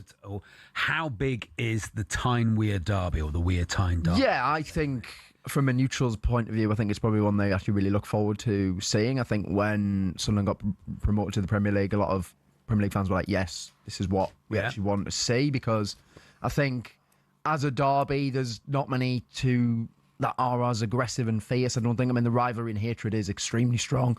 The fact that they're only separated by about 11 miles, but genuinely, there's some Newcastle fans will not speak to Sunderland fans, and there's some Sunderland fans who won't speak to Newcastle fans at all. They need to. It is, it's like... It's how it is all year round, though. It's never mind anything else. Like, some people just refuse to go to Newcastle. They refuse to go to Sunderland.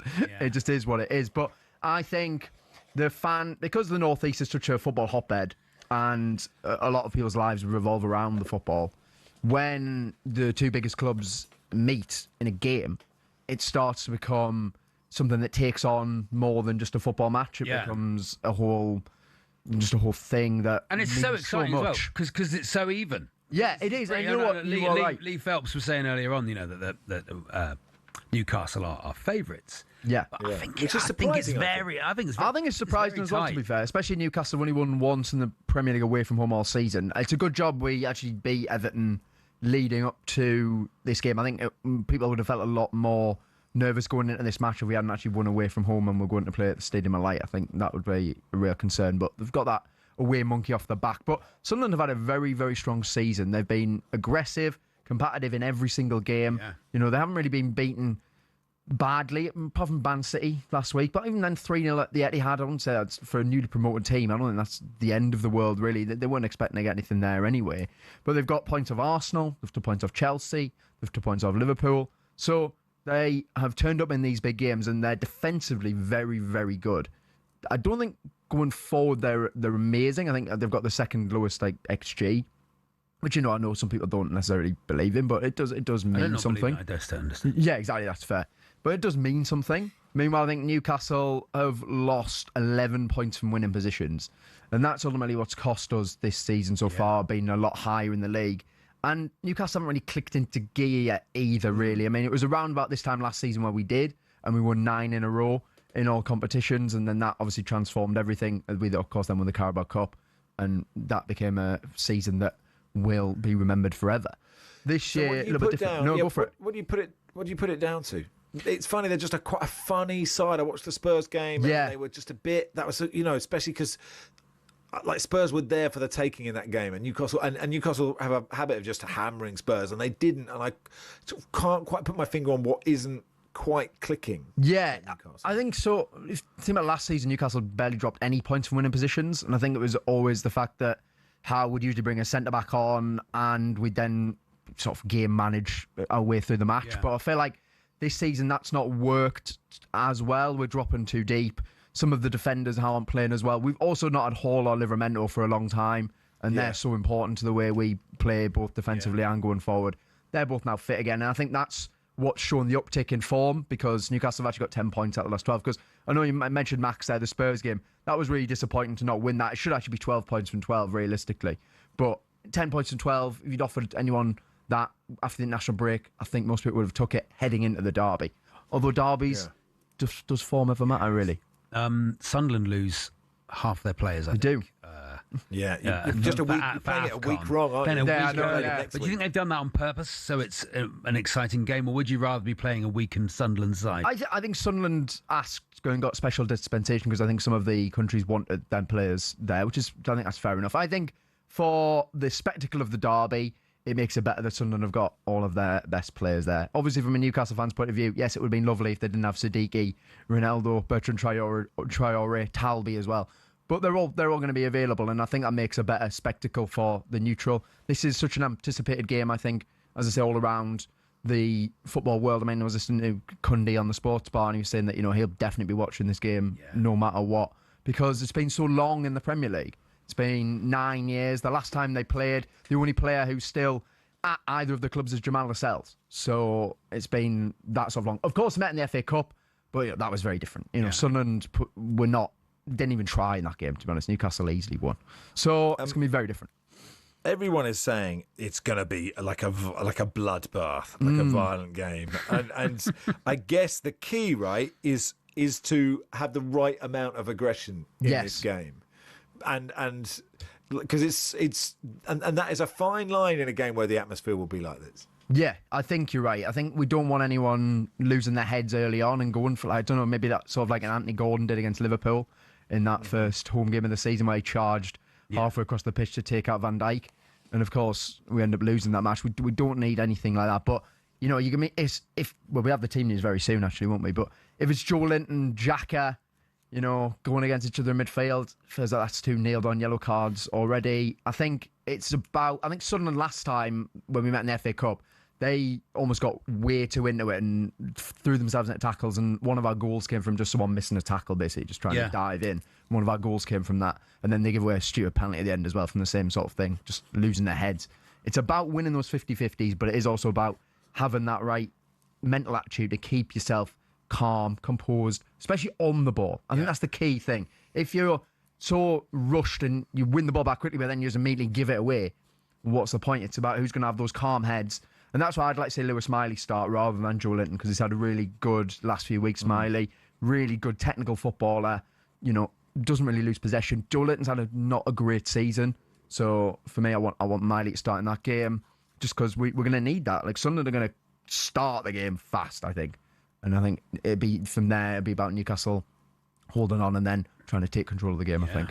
Definitely. Speaking about not losing the ball. Yeah. I think one of Voltemada's first games, he didn't lose the ball once, which for a centre-forward who's holding the ball up is sort of absolutely extraordinary. And he is such a joy because he's different to most footballers, I think. Yeah, so it was Union Saint-Gilloise that in the Champions League. Yeah, I remember that. Yeah, he didn't lose a single pass, which is quite impressive for a striker.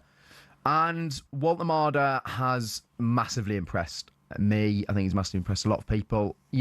The issue he had as well was the fact that Visser got injured immediately as well. Right. So he had no chance to even have a rest or chance to, maybe come in as a sub or slowly adapt to the Premier League. And then Asula got injured as well. He was the other striker. So he's had to play basically every single game in all competitions. So in some games he's looked tired, but I think overall he's had a fantastic start at Newcastle. I think apart from maybe Alexander Isak, there wasn't another striker who was probably under more pressure because of the fact he had to fill the Isak role, and he's done it so well. And he's scored 5 goals in the Premier League, 7 overall, but he's always involved in almost all of our goals in some way because he's played in him and just sticks to him like glue. He's great. Yeah, Although that is going to be an interesting battle against Ballard.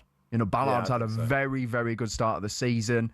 You know, also loads of sort of 18, 19-year-old lads have started to dress like him and look like him. Yeah. Maybe not in Australia, I don't know. Actually, he does look like he could play. He does look like cricket. He looks like he'd play Aussie rules, actually. Yes, Aussie rules, yeah, definitely. But the new look for sort of young men is the sort of perm and the moustache and the bleach blonde, and they all look like they played for Germany in the 80s, basically. They do, you know? yeah. Definitely. No, I think good luck to the kids. No, yes. Yeah, good luck to them. Yeah. Not judging Good luck them. to the kids. No judgment here. Enjoy the game, Jack. Cheers, lads. Thank you very much for having us on. Jack Cunningham there, goals regular, Newcastle fan. He's also doing an episode of Inside the Toon on the talkSPORT YouTube channel. That'll be out tomorrow, reacting to the derby with him, Sean Custis, Ollie Klink, another Newcastle fan, tactics expert, Newcastle fan Adam Cleary as well. Simon says, my mum just beat me at Scrabble. Oh, good. Literally half an hour ago. Have you ever been beaten by a pensioner? She also beat me last weekend and most weekends when I visit. No punches pulled, no dodgy VAR, questionable word plays, a proper thumping by a 96-year-old who complains of her failing memory. Humiliating, says Simon. Meanwhile, Dan says, my nan, when in her 80s, beat me at beer pong. It was a rough Christmas day, that. Good old nan, well done, playing beer pong. Yeah. That's excellent. Barry's bit of feedback. Barry says, this guy is the most balanced Newcastle pundit I've ever heard. Very good. That was for you. He's still in the studio. Oh, that's very nice. Very nice. Thank you very much. And Sam French just says, does anyone know what kits will be worn? Yes, it's going to be the blue one, which is absolute so Newcastle disgrace. wearing the away key. They're not in their black and white stripes. It's an absolute disgrace. Yeah, but it's for colourblind. No, the Premier League said it's Premier League rules. They've decided that we've got to do it. I'm fuming. Well, yeah, I don't think you can get any points. That really does weigh it strongly in Sunderland's favour anyway. This is the warm-up on talkSPORT with Travis Perkins. Do what matters for the trade. Find out more at travisperkins.co.uk or download the app.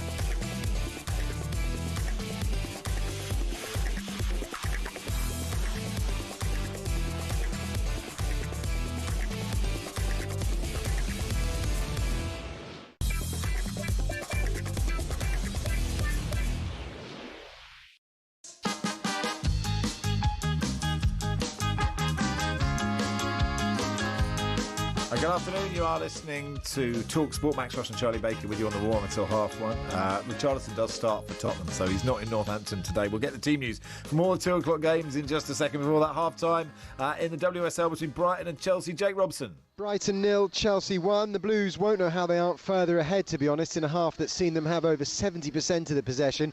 Sophie Bagley keeping the home side in it with a string of saves. Walsh and Baltimore with long-range efforts that the keeper punched away. But the best of it was Alyssa Thompson's flick header from close range that she managed to get down to in time. A really smart save. But 2 to the break, Chelsea finally had their goal. Sandy Baltimore with a brilliant strike, right-footed curling shot from the left edge of the area that the keeper just couldn't reach. Half-time at Broadfield. Brighton 0, Chelsea 1. Yeah, cracking goal.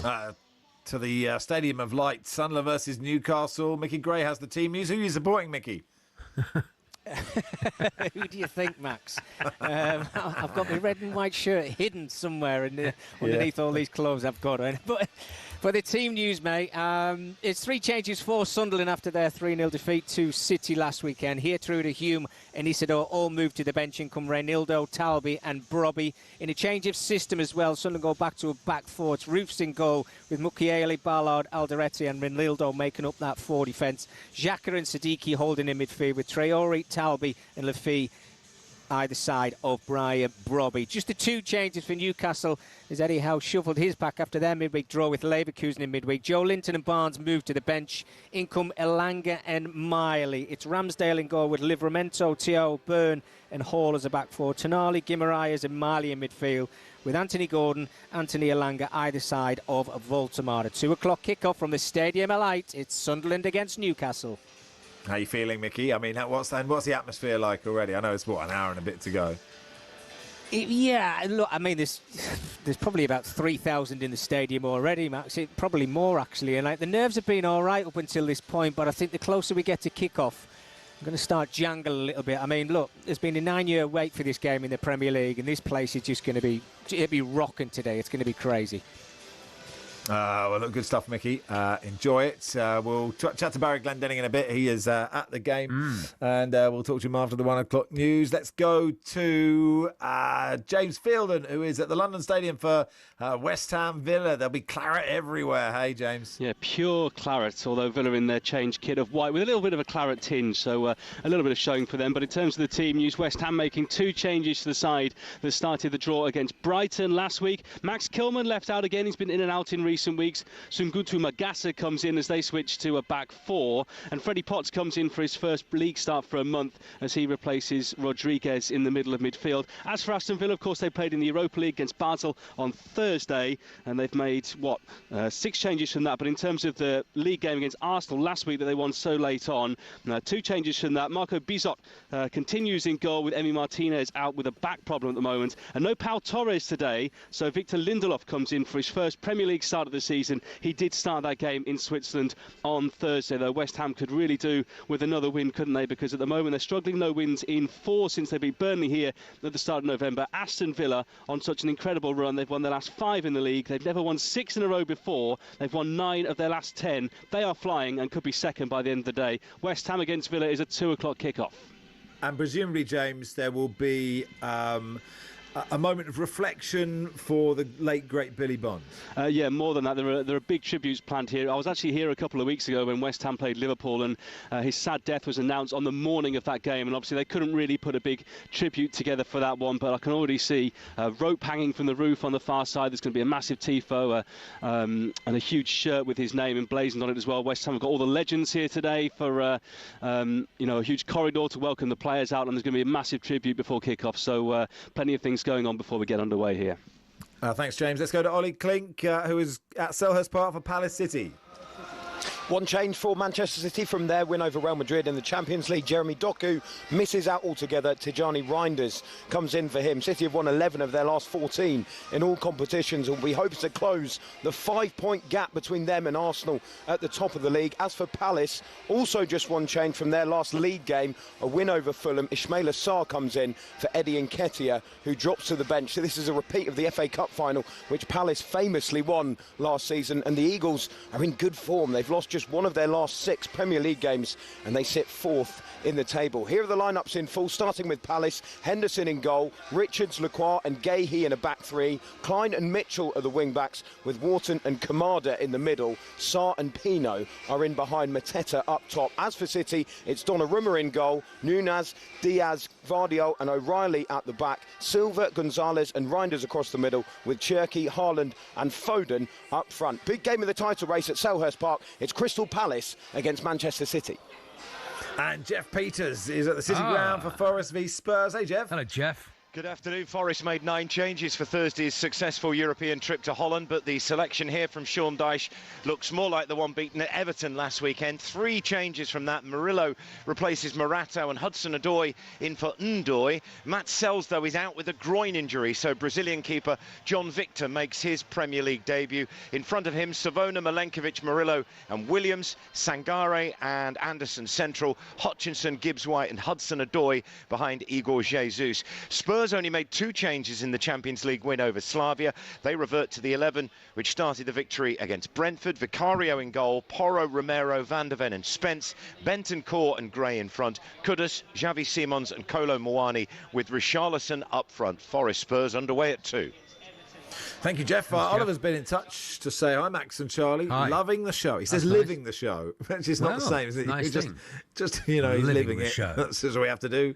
Just experience it. That's what's happening at the moment. There's nothing you can do. I'm pleased to hear Sunderland Newcastle won't be wearing stripes later.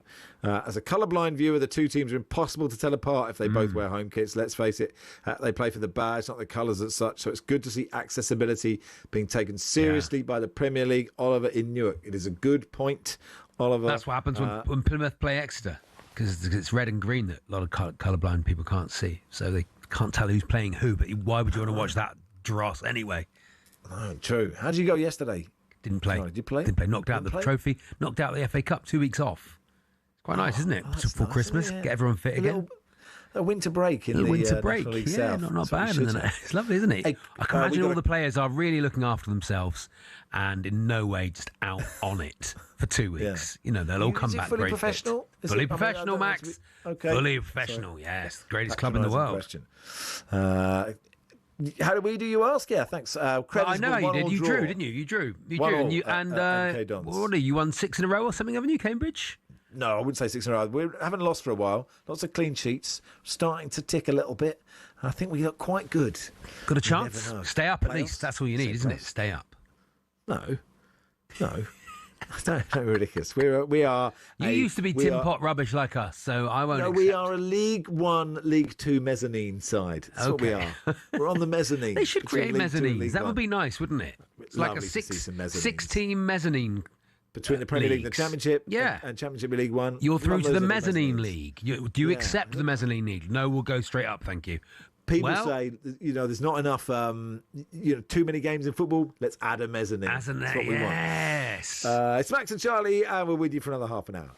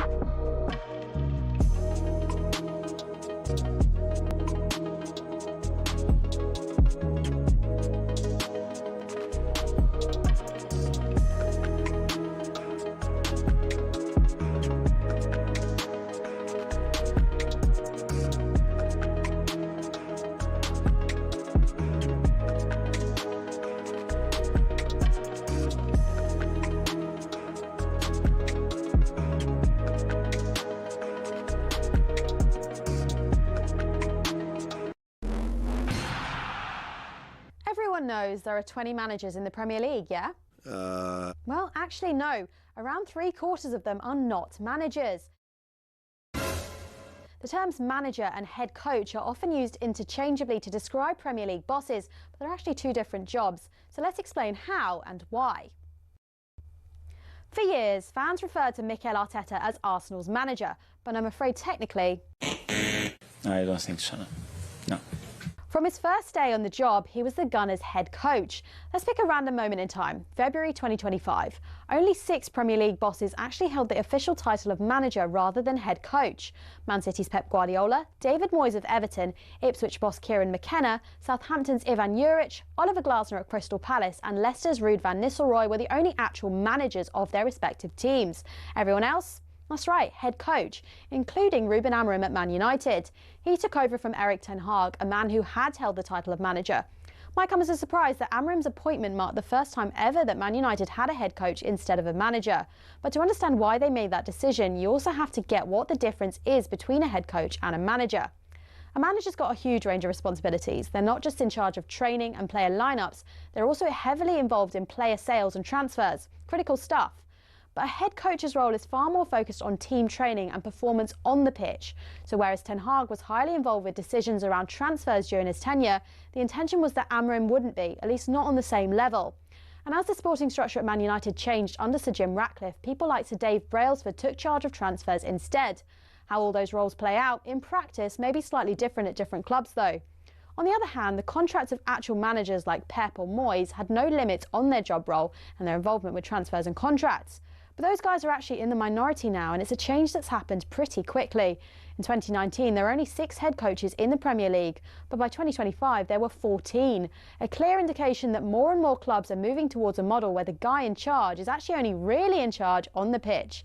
And the way things are going, it might not be long before all 20 clubs have got head coaches, and the job position of football manager in the top flight is no more.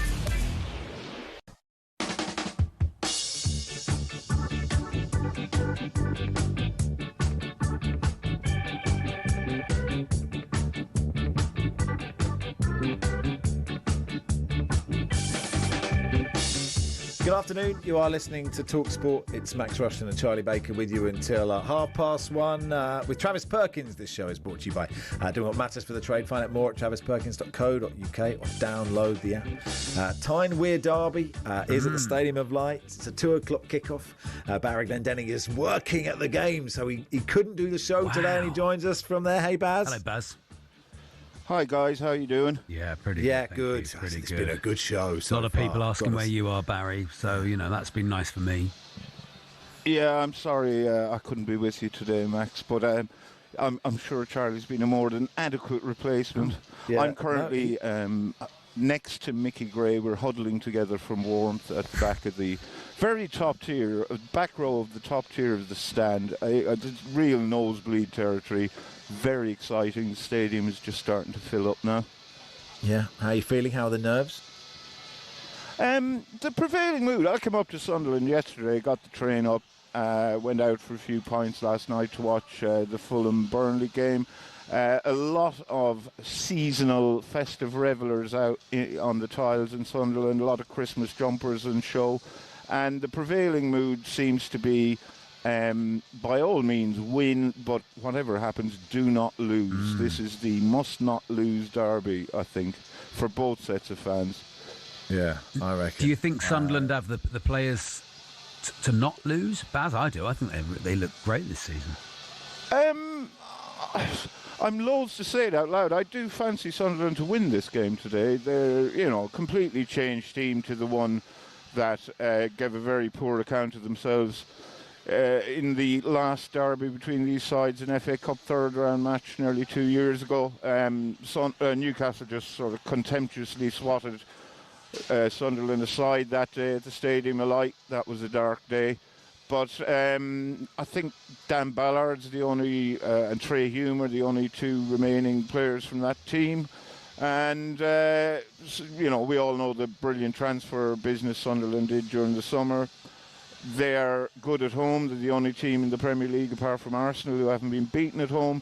And Newcastle are pretty ropey on the road, as we know. But I think it's at this point I'm obliged to say that on a day like this, form goes out the window. And who knows what will happen. I'm really looking forward to it, though. Yeah, I mean, it is lucky it's today, given that Sunderland's entire Sunderland are actually in AFCON, aren't they? The team go to AFCON, so they've done that. They've done that on purpose. Surely they've put it today. Yeah. The entire city of Sunderland is decamping to Morocco as soon as the final whistle goes in this game. But I mean, they're going to lose quite a few players to AFCON, but whatever happens today, they're already well placed for it not to be a massive problem. It'll give many of the players who helped them win promotion last season, who have since been sidelined or not, shoved to the margins. It'll give them a chance to show what they can do, and if they can send those players off to Morocco on the back of a win in a weird time derby, then so much the better. I've been following your progress with your running, Barry. It's very impressive. You're raising a lot of money for Great Ormond Street Hospital. While you've been between Sunderland and Newcastle, have you been and scoped out the route of the Great North Run? Because I know that's a half marathon. I think that's what you're doing, isn't it? I know you're not doing the Great North Run, but about the same. I'm doing the London Landmarks half marathon. I haven't scoped out the Great North Run route of the Great North. Oh. It's a bit hilly. Scoping out the route of the Great North Run would not be particularly high on my bucket list, Charlie. I thought that's why you got there a day early. I think it was the last Great North Run that Eddie Howe was the official starter, and Eddie kind of forgot that at least half the field were all Sunderland fans. So as he rang the bell and all the Sunderland fans ran past, he got woeful abuse. So, disastrous choice. Hey Barry, stay where you are. We'll keep your line up. Pastor Jim Burke, friend of the show, is at Hampden, or on his way to Hampden for St Mirren versus Celtic in the League Cup final. How are you, Jim? Hello, Jim. I'm all right. I'm standing in a back garden next to the pub. Oh, that's nice. Just so that I can get a signal and get out of the rain, because it's absolutely chucking it down. All right, not for the first time in a garden next to a pub. So yes, we're ready for the game. Yeah, how are you feeling about the new gaffer? Charlie and I had Susie McCabe on, who was she was very open-minded and saying, look, give him some time. Well, I'm not convinced. I'll tell you how bad it is. I'm out with the boys for the podcast. We'd planned to meet at 1:30. We saw Thursday night and we thought, you know what? Let's meet at 12:30, because we might need more pints before the game than we planned. It's a similar situation to the Amarin at Man United. He's got a way of playing, but he absolutely doesn't have the players that can play it. And that is a big, big worry for me. And St Mirren's always a tough game. Yeah. So, the mood in the camp, I mean, OK, we're only 2 pints in, but the mood in the camp at the moment hasn't changed from being slightly worried to that daft confidence that you get before a game, no matter who you're playing, you know. Are you surprised he didn't put it off for a few weeks? Jim, you got this cup final today, you got the Old Firm, I think it's next week. Could have... No, it's in the new year, Charlie. Oh, it's in the new year. It's catch-22, because the guy needed time to review the squad and what he needs in the January transfer window. Yeah. So do you wait and then bring him in and he's not got as much time working with the players to see what he needs? So I can understand why they did it, but put it this way, if Martin O'Neill was still in charge, I don't think we'd play that well today, but I would be confident we would win, if that makes sense. Do you know what I mean? He's just got that way of getting the team to do what it needs to do. It might not be very pretty, but he had that ability, you know. Jim, Barry, if you can stay where you are, and I've sort of agonised about how to do this bit of the show, because we always play Guess the Attendance, and we're not going to play Guess the Attendance because of the really sad news that Justin lost his son yesterday, and I wanted to talk to both of you about it, and we're going to do that in the bit where we always do Guess the Attendance, which is after this break. So Jim Burke is with us, Barry Glendenning is with us, it's me and Charlie Baker. Justin is a good friend of all of ours, and we know him for different reasons, and mine is just talking to a man about how many people were at Rotherham every week for a decade, but we love him so much, and he's going through a really tough time, and we wanted to talk about it in just a second, so we will do that. Before that, let's go to Jake Robson, get an update on the WSL between Brighton and Chelsea. 57 minutes played, it's Brighton 0, Chelsea 2. We've had our second goal of the game in the last few minutes as well, an own goal by Caitlin Hayes after a cross from Ellie Carpenter, who's arguably been Chelsea's best player. In the first half, it was more of the same, really, all Chelsea. They had 2 or 3 really good chances that were well saved by Bagley in the Brighton goal, keeping her side in it for sure in that first half. But eventually, Chelsea made their efforts pay. They had over 70% possession. Sandy Baltimore with a brilliant strike just on the stroke of half-time. And then, as I mentioned, they've doubled their lead, an own goal. It only looks like getting worse, really, for Brighton in the remaining half hour. It's Brighton 0, Chelsea 2. Cheers, Jake. You're listening to talkSPORT.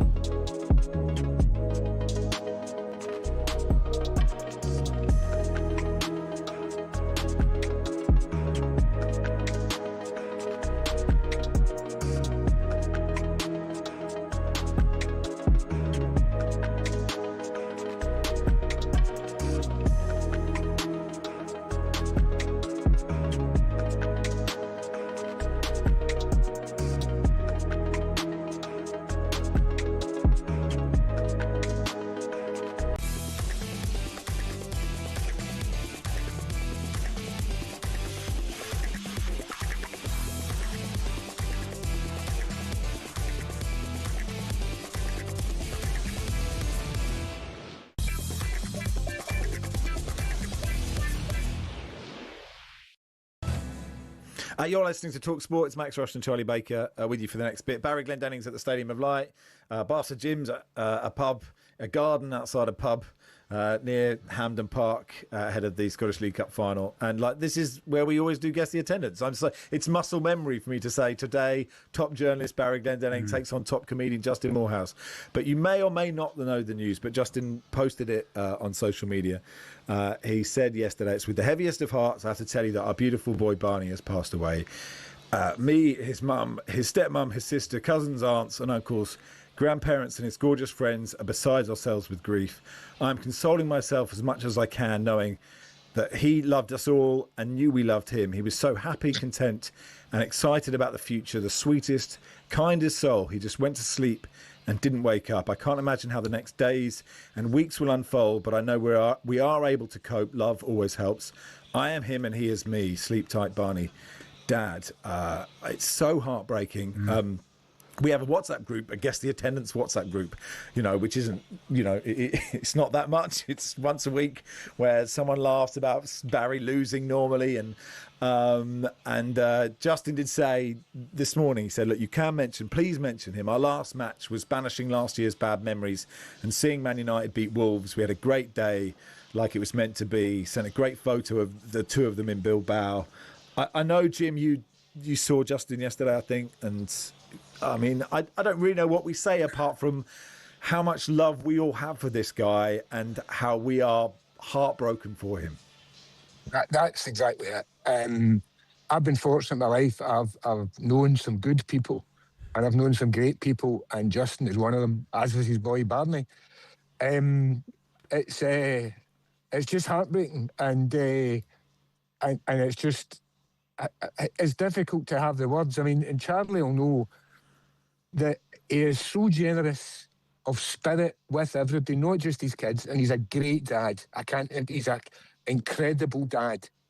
But even comedians, and Charlie, Justin and I came to see your show, and you know how supportive and how lovely and how brilliant he is to comedians. I mean, the best piece of advice he ever gave me, because I toured with him, was, Jim, your set will go a lot better if you don't tell the people in the audience that the town that they come from is full of the worst possible types of swear words, right?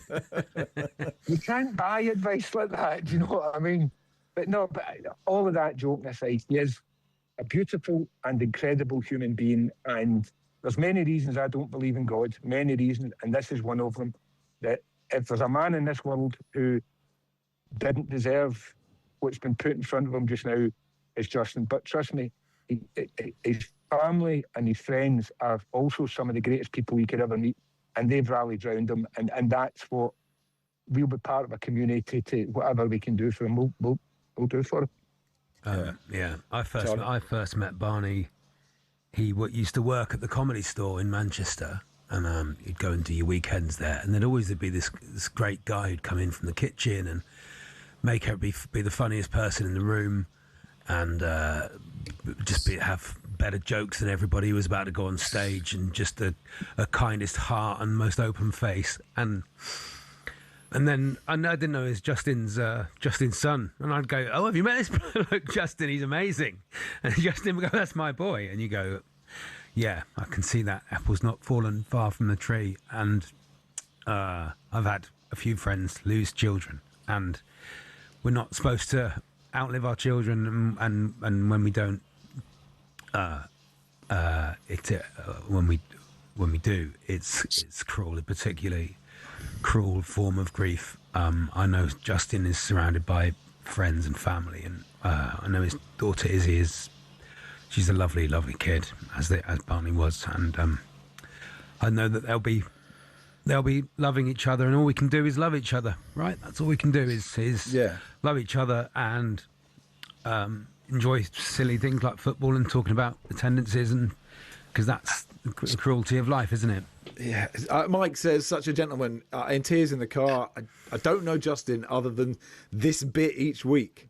Well done for mentioning this. Trauma shouldn't be hidden. Trauma should be shared, and trauma can be healed together. Barry, I don't know if anyone can keep themselves together at this moment, and I suppose it's the same for you. Like, this is just a lovely guy who it's so silly when you think about our relationship with Justin Perry, which is just this time of week going, how many people were at Gillingham? And you go, I don't know who was at Gillingham. And like the fact that, he point blank refuses to be paid to do this. And he's come on. I don't even know how it began. And just such a wonderful guy. And I just feel so much for him. There's no question there, Barry. I just need someone else to talk for a few minutes if possible. Well, it was Jim who alerted me to the news, and I just could not believe it. I was stunned. I'm like yourself, Max. I don't know Justin tremendously well, but I've met him a couple of times. I've only met him once, actually. He's a lovely, lovely bloke. So friendly, do anything for anyone. And that's what makes it hard, because I'd love to do something for him now, and I don't feel like there's anything I can do. As Charlie said, no parent should outlive their children, and I'm heartbroken for him, just like the rest of you. Yeah. It's so difficult. No, Baz, all you can do is, as we say, is talk to each other and be there and show up. Showing up is key, right? To friendship, to male friendships, to all friendships. Showing up and being there and just listening if someone needs you, and or just sitting there and going, do you remember that? Do you remember the 1988 Cup final, to take someone's mind off it? That's all you can do, is be there.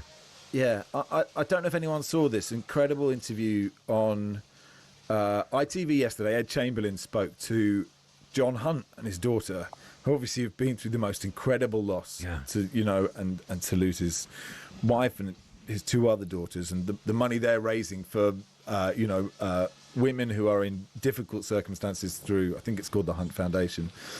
And John Hunt talked about going back to commentating on horse racing. It was like the incredible bravery that he to go back, and I think he did the Gold Cup, didn't he, last year? And he said that sort of doing the uncomfortable to get comfortable again. And I thought that was a really powerful thing to say, and to see those two, and it must be so raw now for just impossible to compute what the next hour is or the next day or whatever, and just to think that, but to see that strength from other people, Jim, I don't know, and I don't know if you're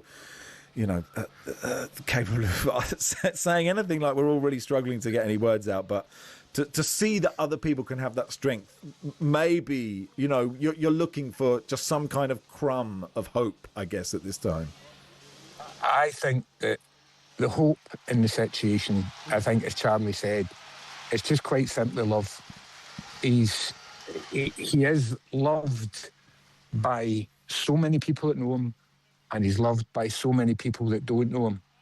And Charlie will know that the comedy community, there is that thing, when some people say nobody's got a bad word for him, right? Normally that means you've not spoken to enough people, right? But not with Justin. He is just, I've been up to Edinburgh to visit him, and when he'd been doing his tour, and literally every comedian that meets him, every person that meets him, you just see the warmth and just the joy in their face because they bumped into Justin. He's loved, and it is that love. That's all we've got to give him. And he can have it in spades because, as I said earlier on, I've been fortunate to meet some good people, and I've been fortunate to meet some great people, and he is, as was his boy Barney, was right up there. Yeah, Right and as you both know, I do a podcast called What Did You Do Yesterday? And with David O'Doherty, and it's a silly podcast where we just, Charlie, you've been on, where we just go through what you did yesterday, literally from the moment you wake up to the moment you go to bed. And Justin did an episode, and he almost all his day was helping his boy. That was his day, was getting bacon from this shop and going in the coffee van and doing all this stuff. And Charlie, he's aware of what's the important thing. Right? He's aware of what's the important thing. Justin could, try and become the most famous comedian in the whole world and leave his family behind and just try and do all those things. But he's always known the importance of family and friends and love, and that's more important than anything at all. And that's why he will be able to go on stage, and he's a funny man. He's a funny man. Absolutely. And I've no idea when. And I've always thought, I wonder how you go and do that, because I wonder how I'll go and do it at some point. And you go, he is a funny man, and he is surrounded by love. And and look, you don't have to bring everything back to sport, but sort of where that fits in how we cope with these things is it's the most amazing escape, isn't it? And it's what it's for. The idea that Jim is going to this cup final, Barry, you are, about to see this game, which means a lot to so many people. And, so many people listening to this will have experienced not necessarily something like this, but will experience grief in some form. That we know football is pointless, but it's kind of, that it's the most important of the unimportant. I'm mangling a quote of someone, more erudite than me, Barry. But yes, probably Bill Shankly, but... I guess that's what sport does, Barry. Exactly what you mean, Max. I lost you there for a couple of minutes, so I'm not quite sure up to speed on the conversation. But it was a bit embarrassing. Max started doing jokes, actually, but Baz. Okay, right, fair enough. I thought it was out of place, but other than that, no better man to be inappropriate. Look. I really am struggling to know what to say at this time. If Justin is listening, my heart goes out to him. I wish him all the love in the world, and I'm really struggling just to get my head around this tragedy. I think so. Well, listen, I really wanted to do that in this bit. The show's finished. We have loads of wonderful messages. Thank you. Gary saying, it's very touching to listen to a bunch of blokes being emotional as they try and console and support a friend. It's a reminder that us men should share and care more genuinely. Thank you, guys. So, look, Jim, Barry, I would say, obviously, I don't really care what happens in your football matches, but I hope they come out well for you. Thank you for coming on, because it's not easy to have this conversation. Thank you, Charlie, as well. Thanks, I wouldn't have been able to do it with lots of people, but it was great to be able to do it with you three. And we'll be back next week. Cheers, guys. Cheers. All right. Take care. Bye-bye.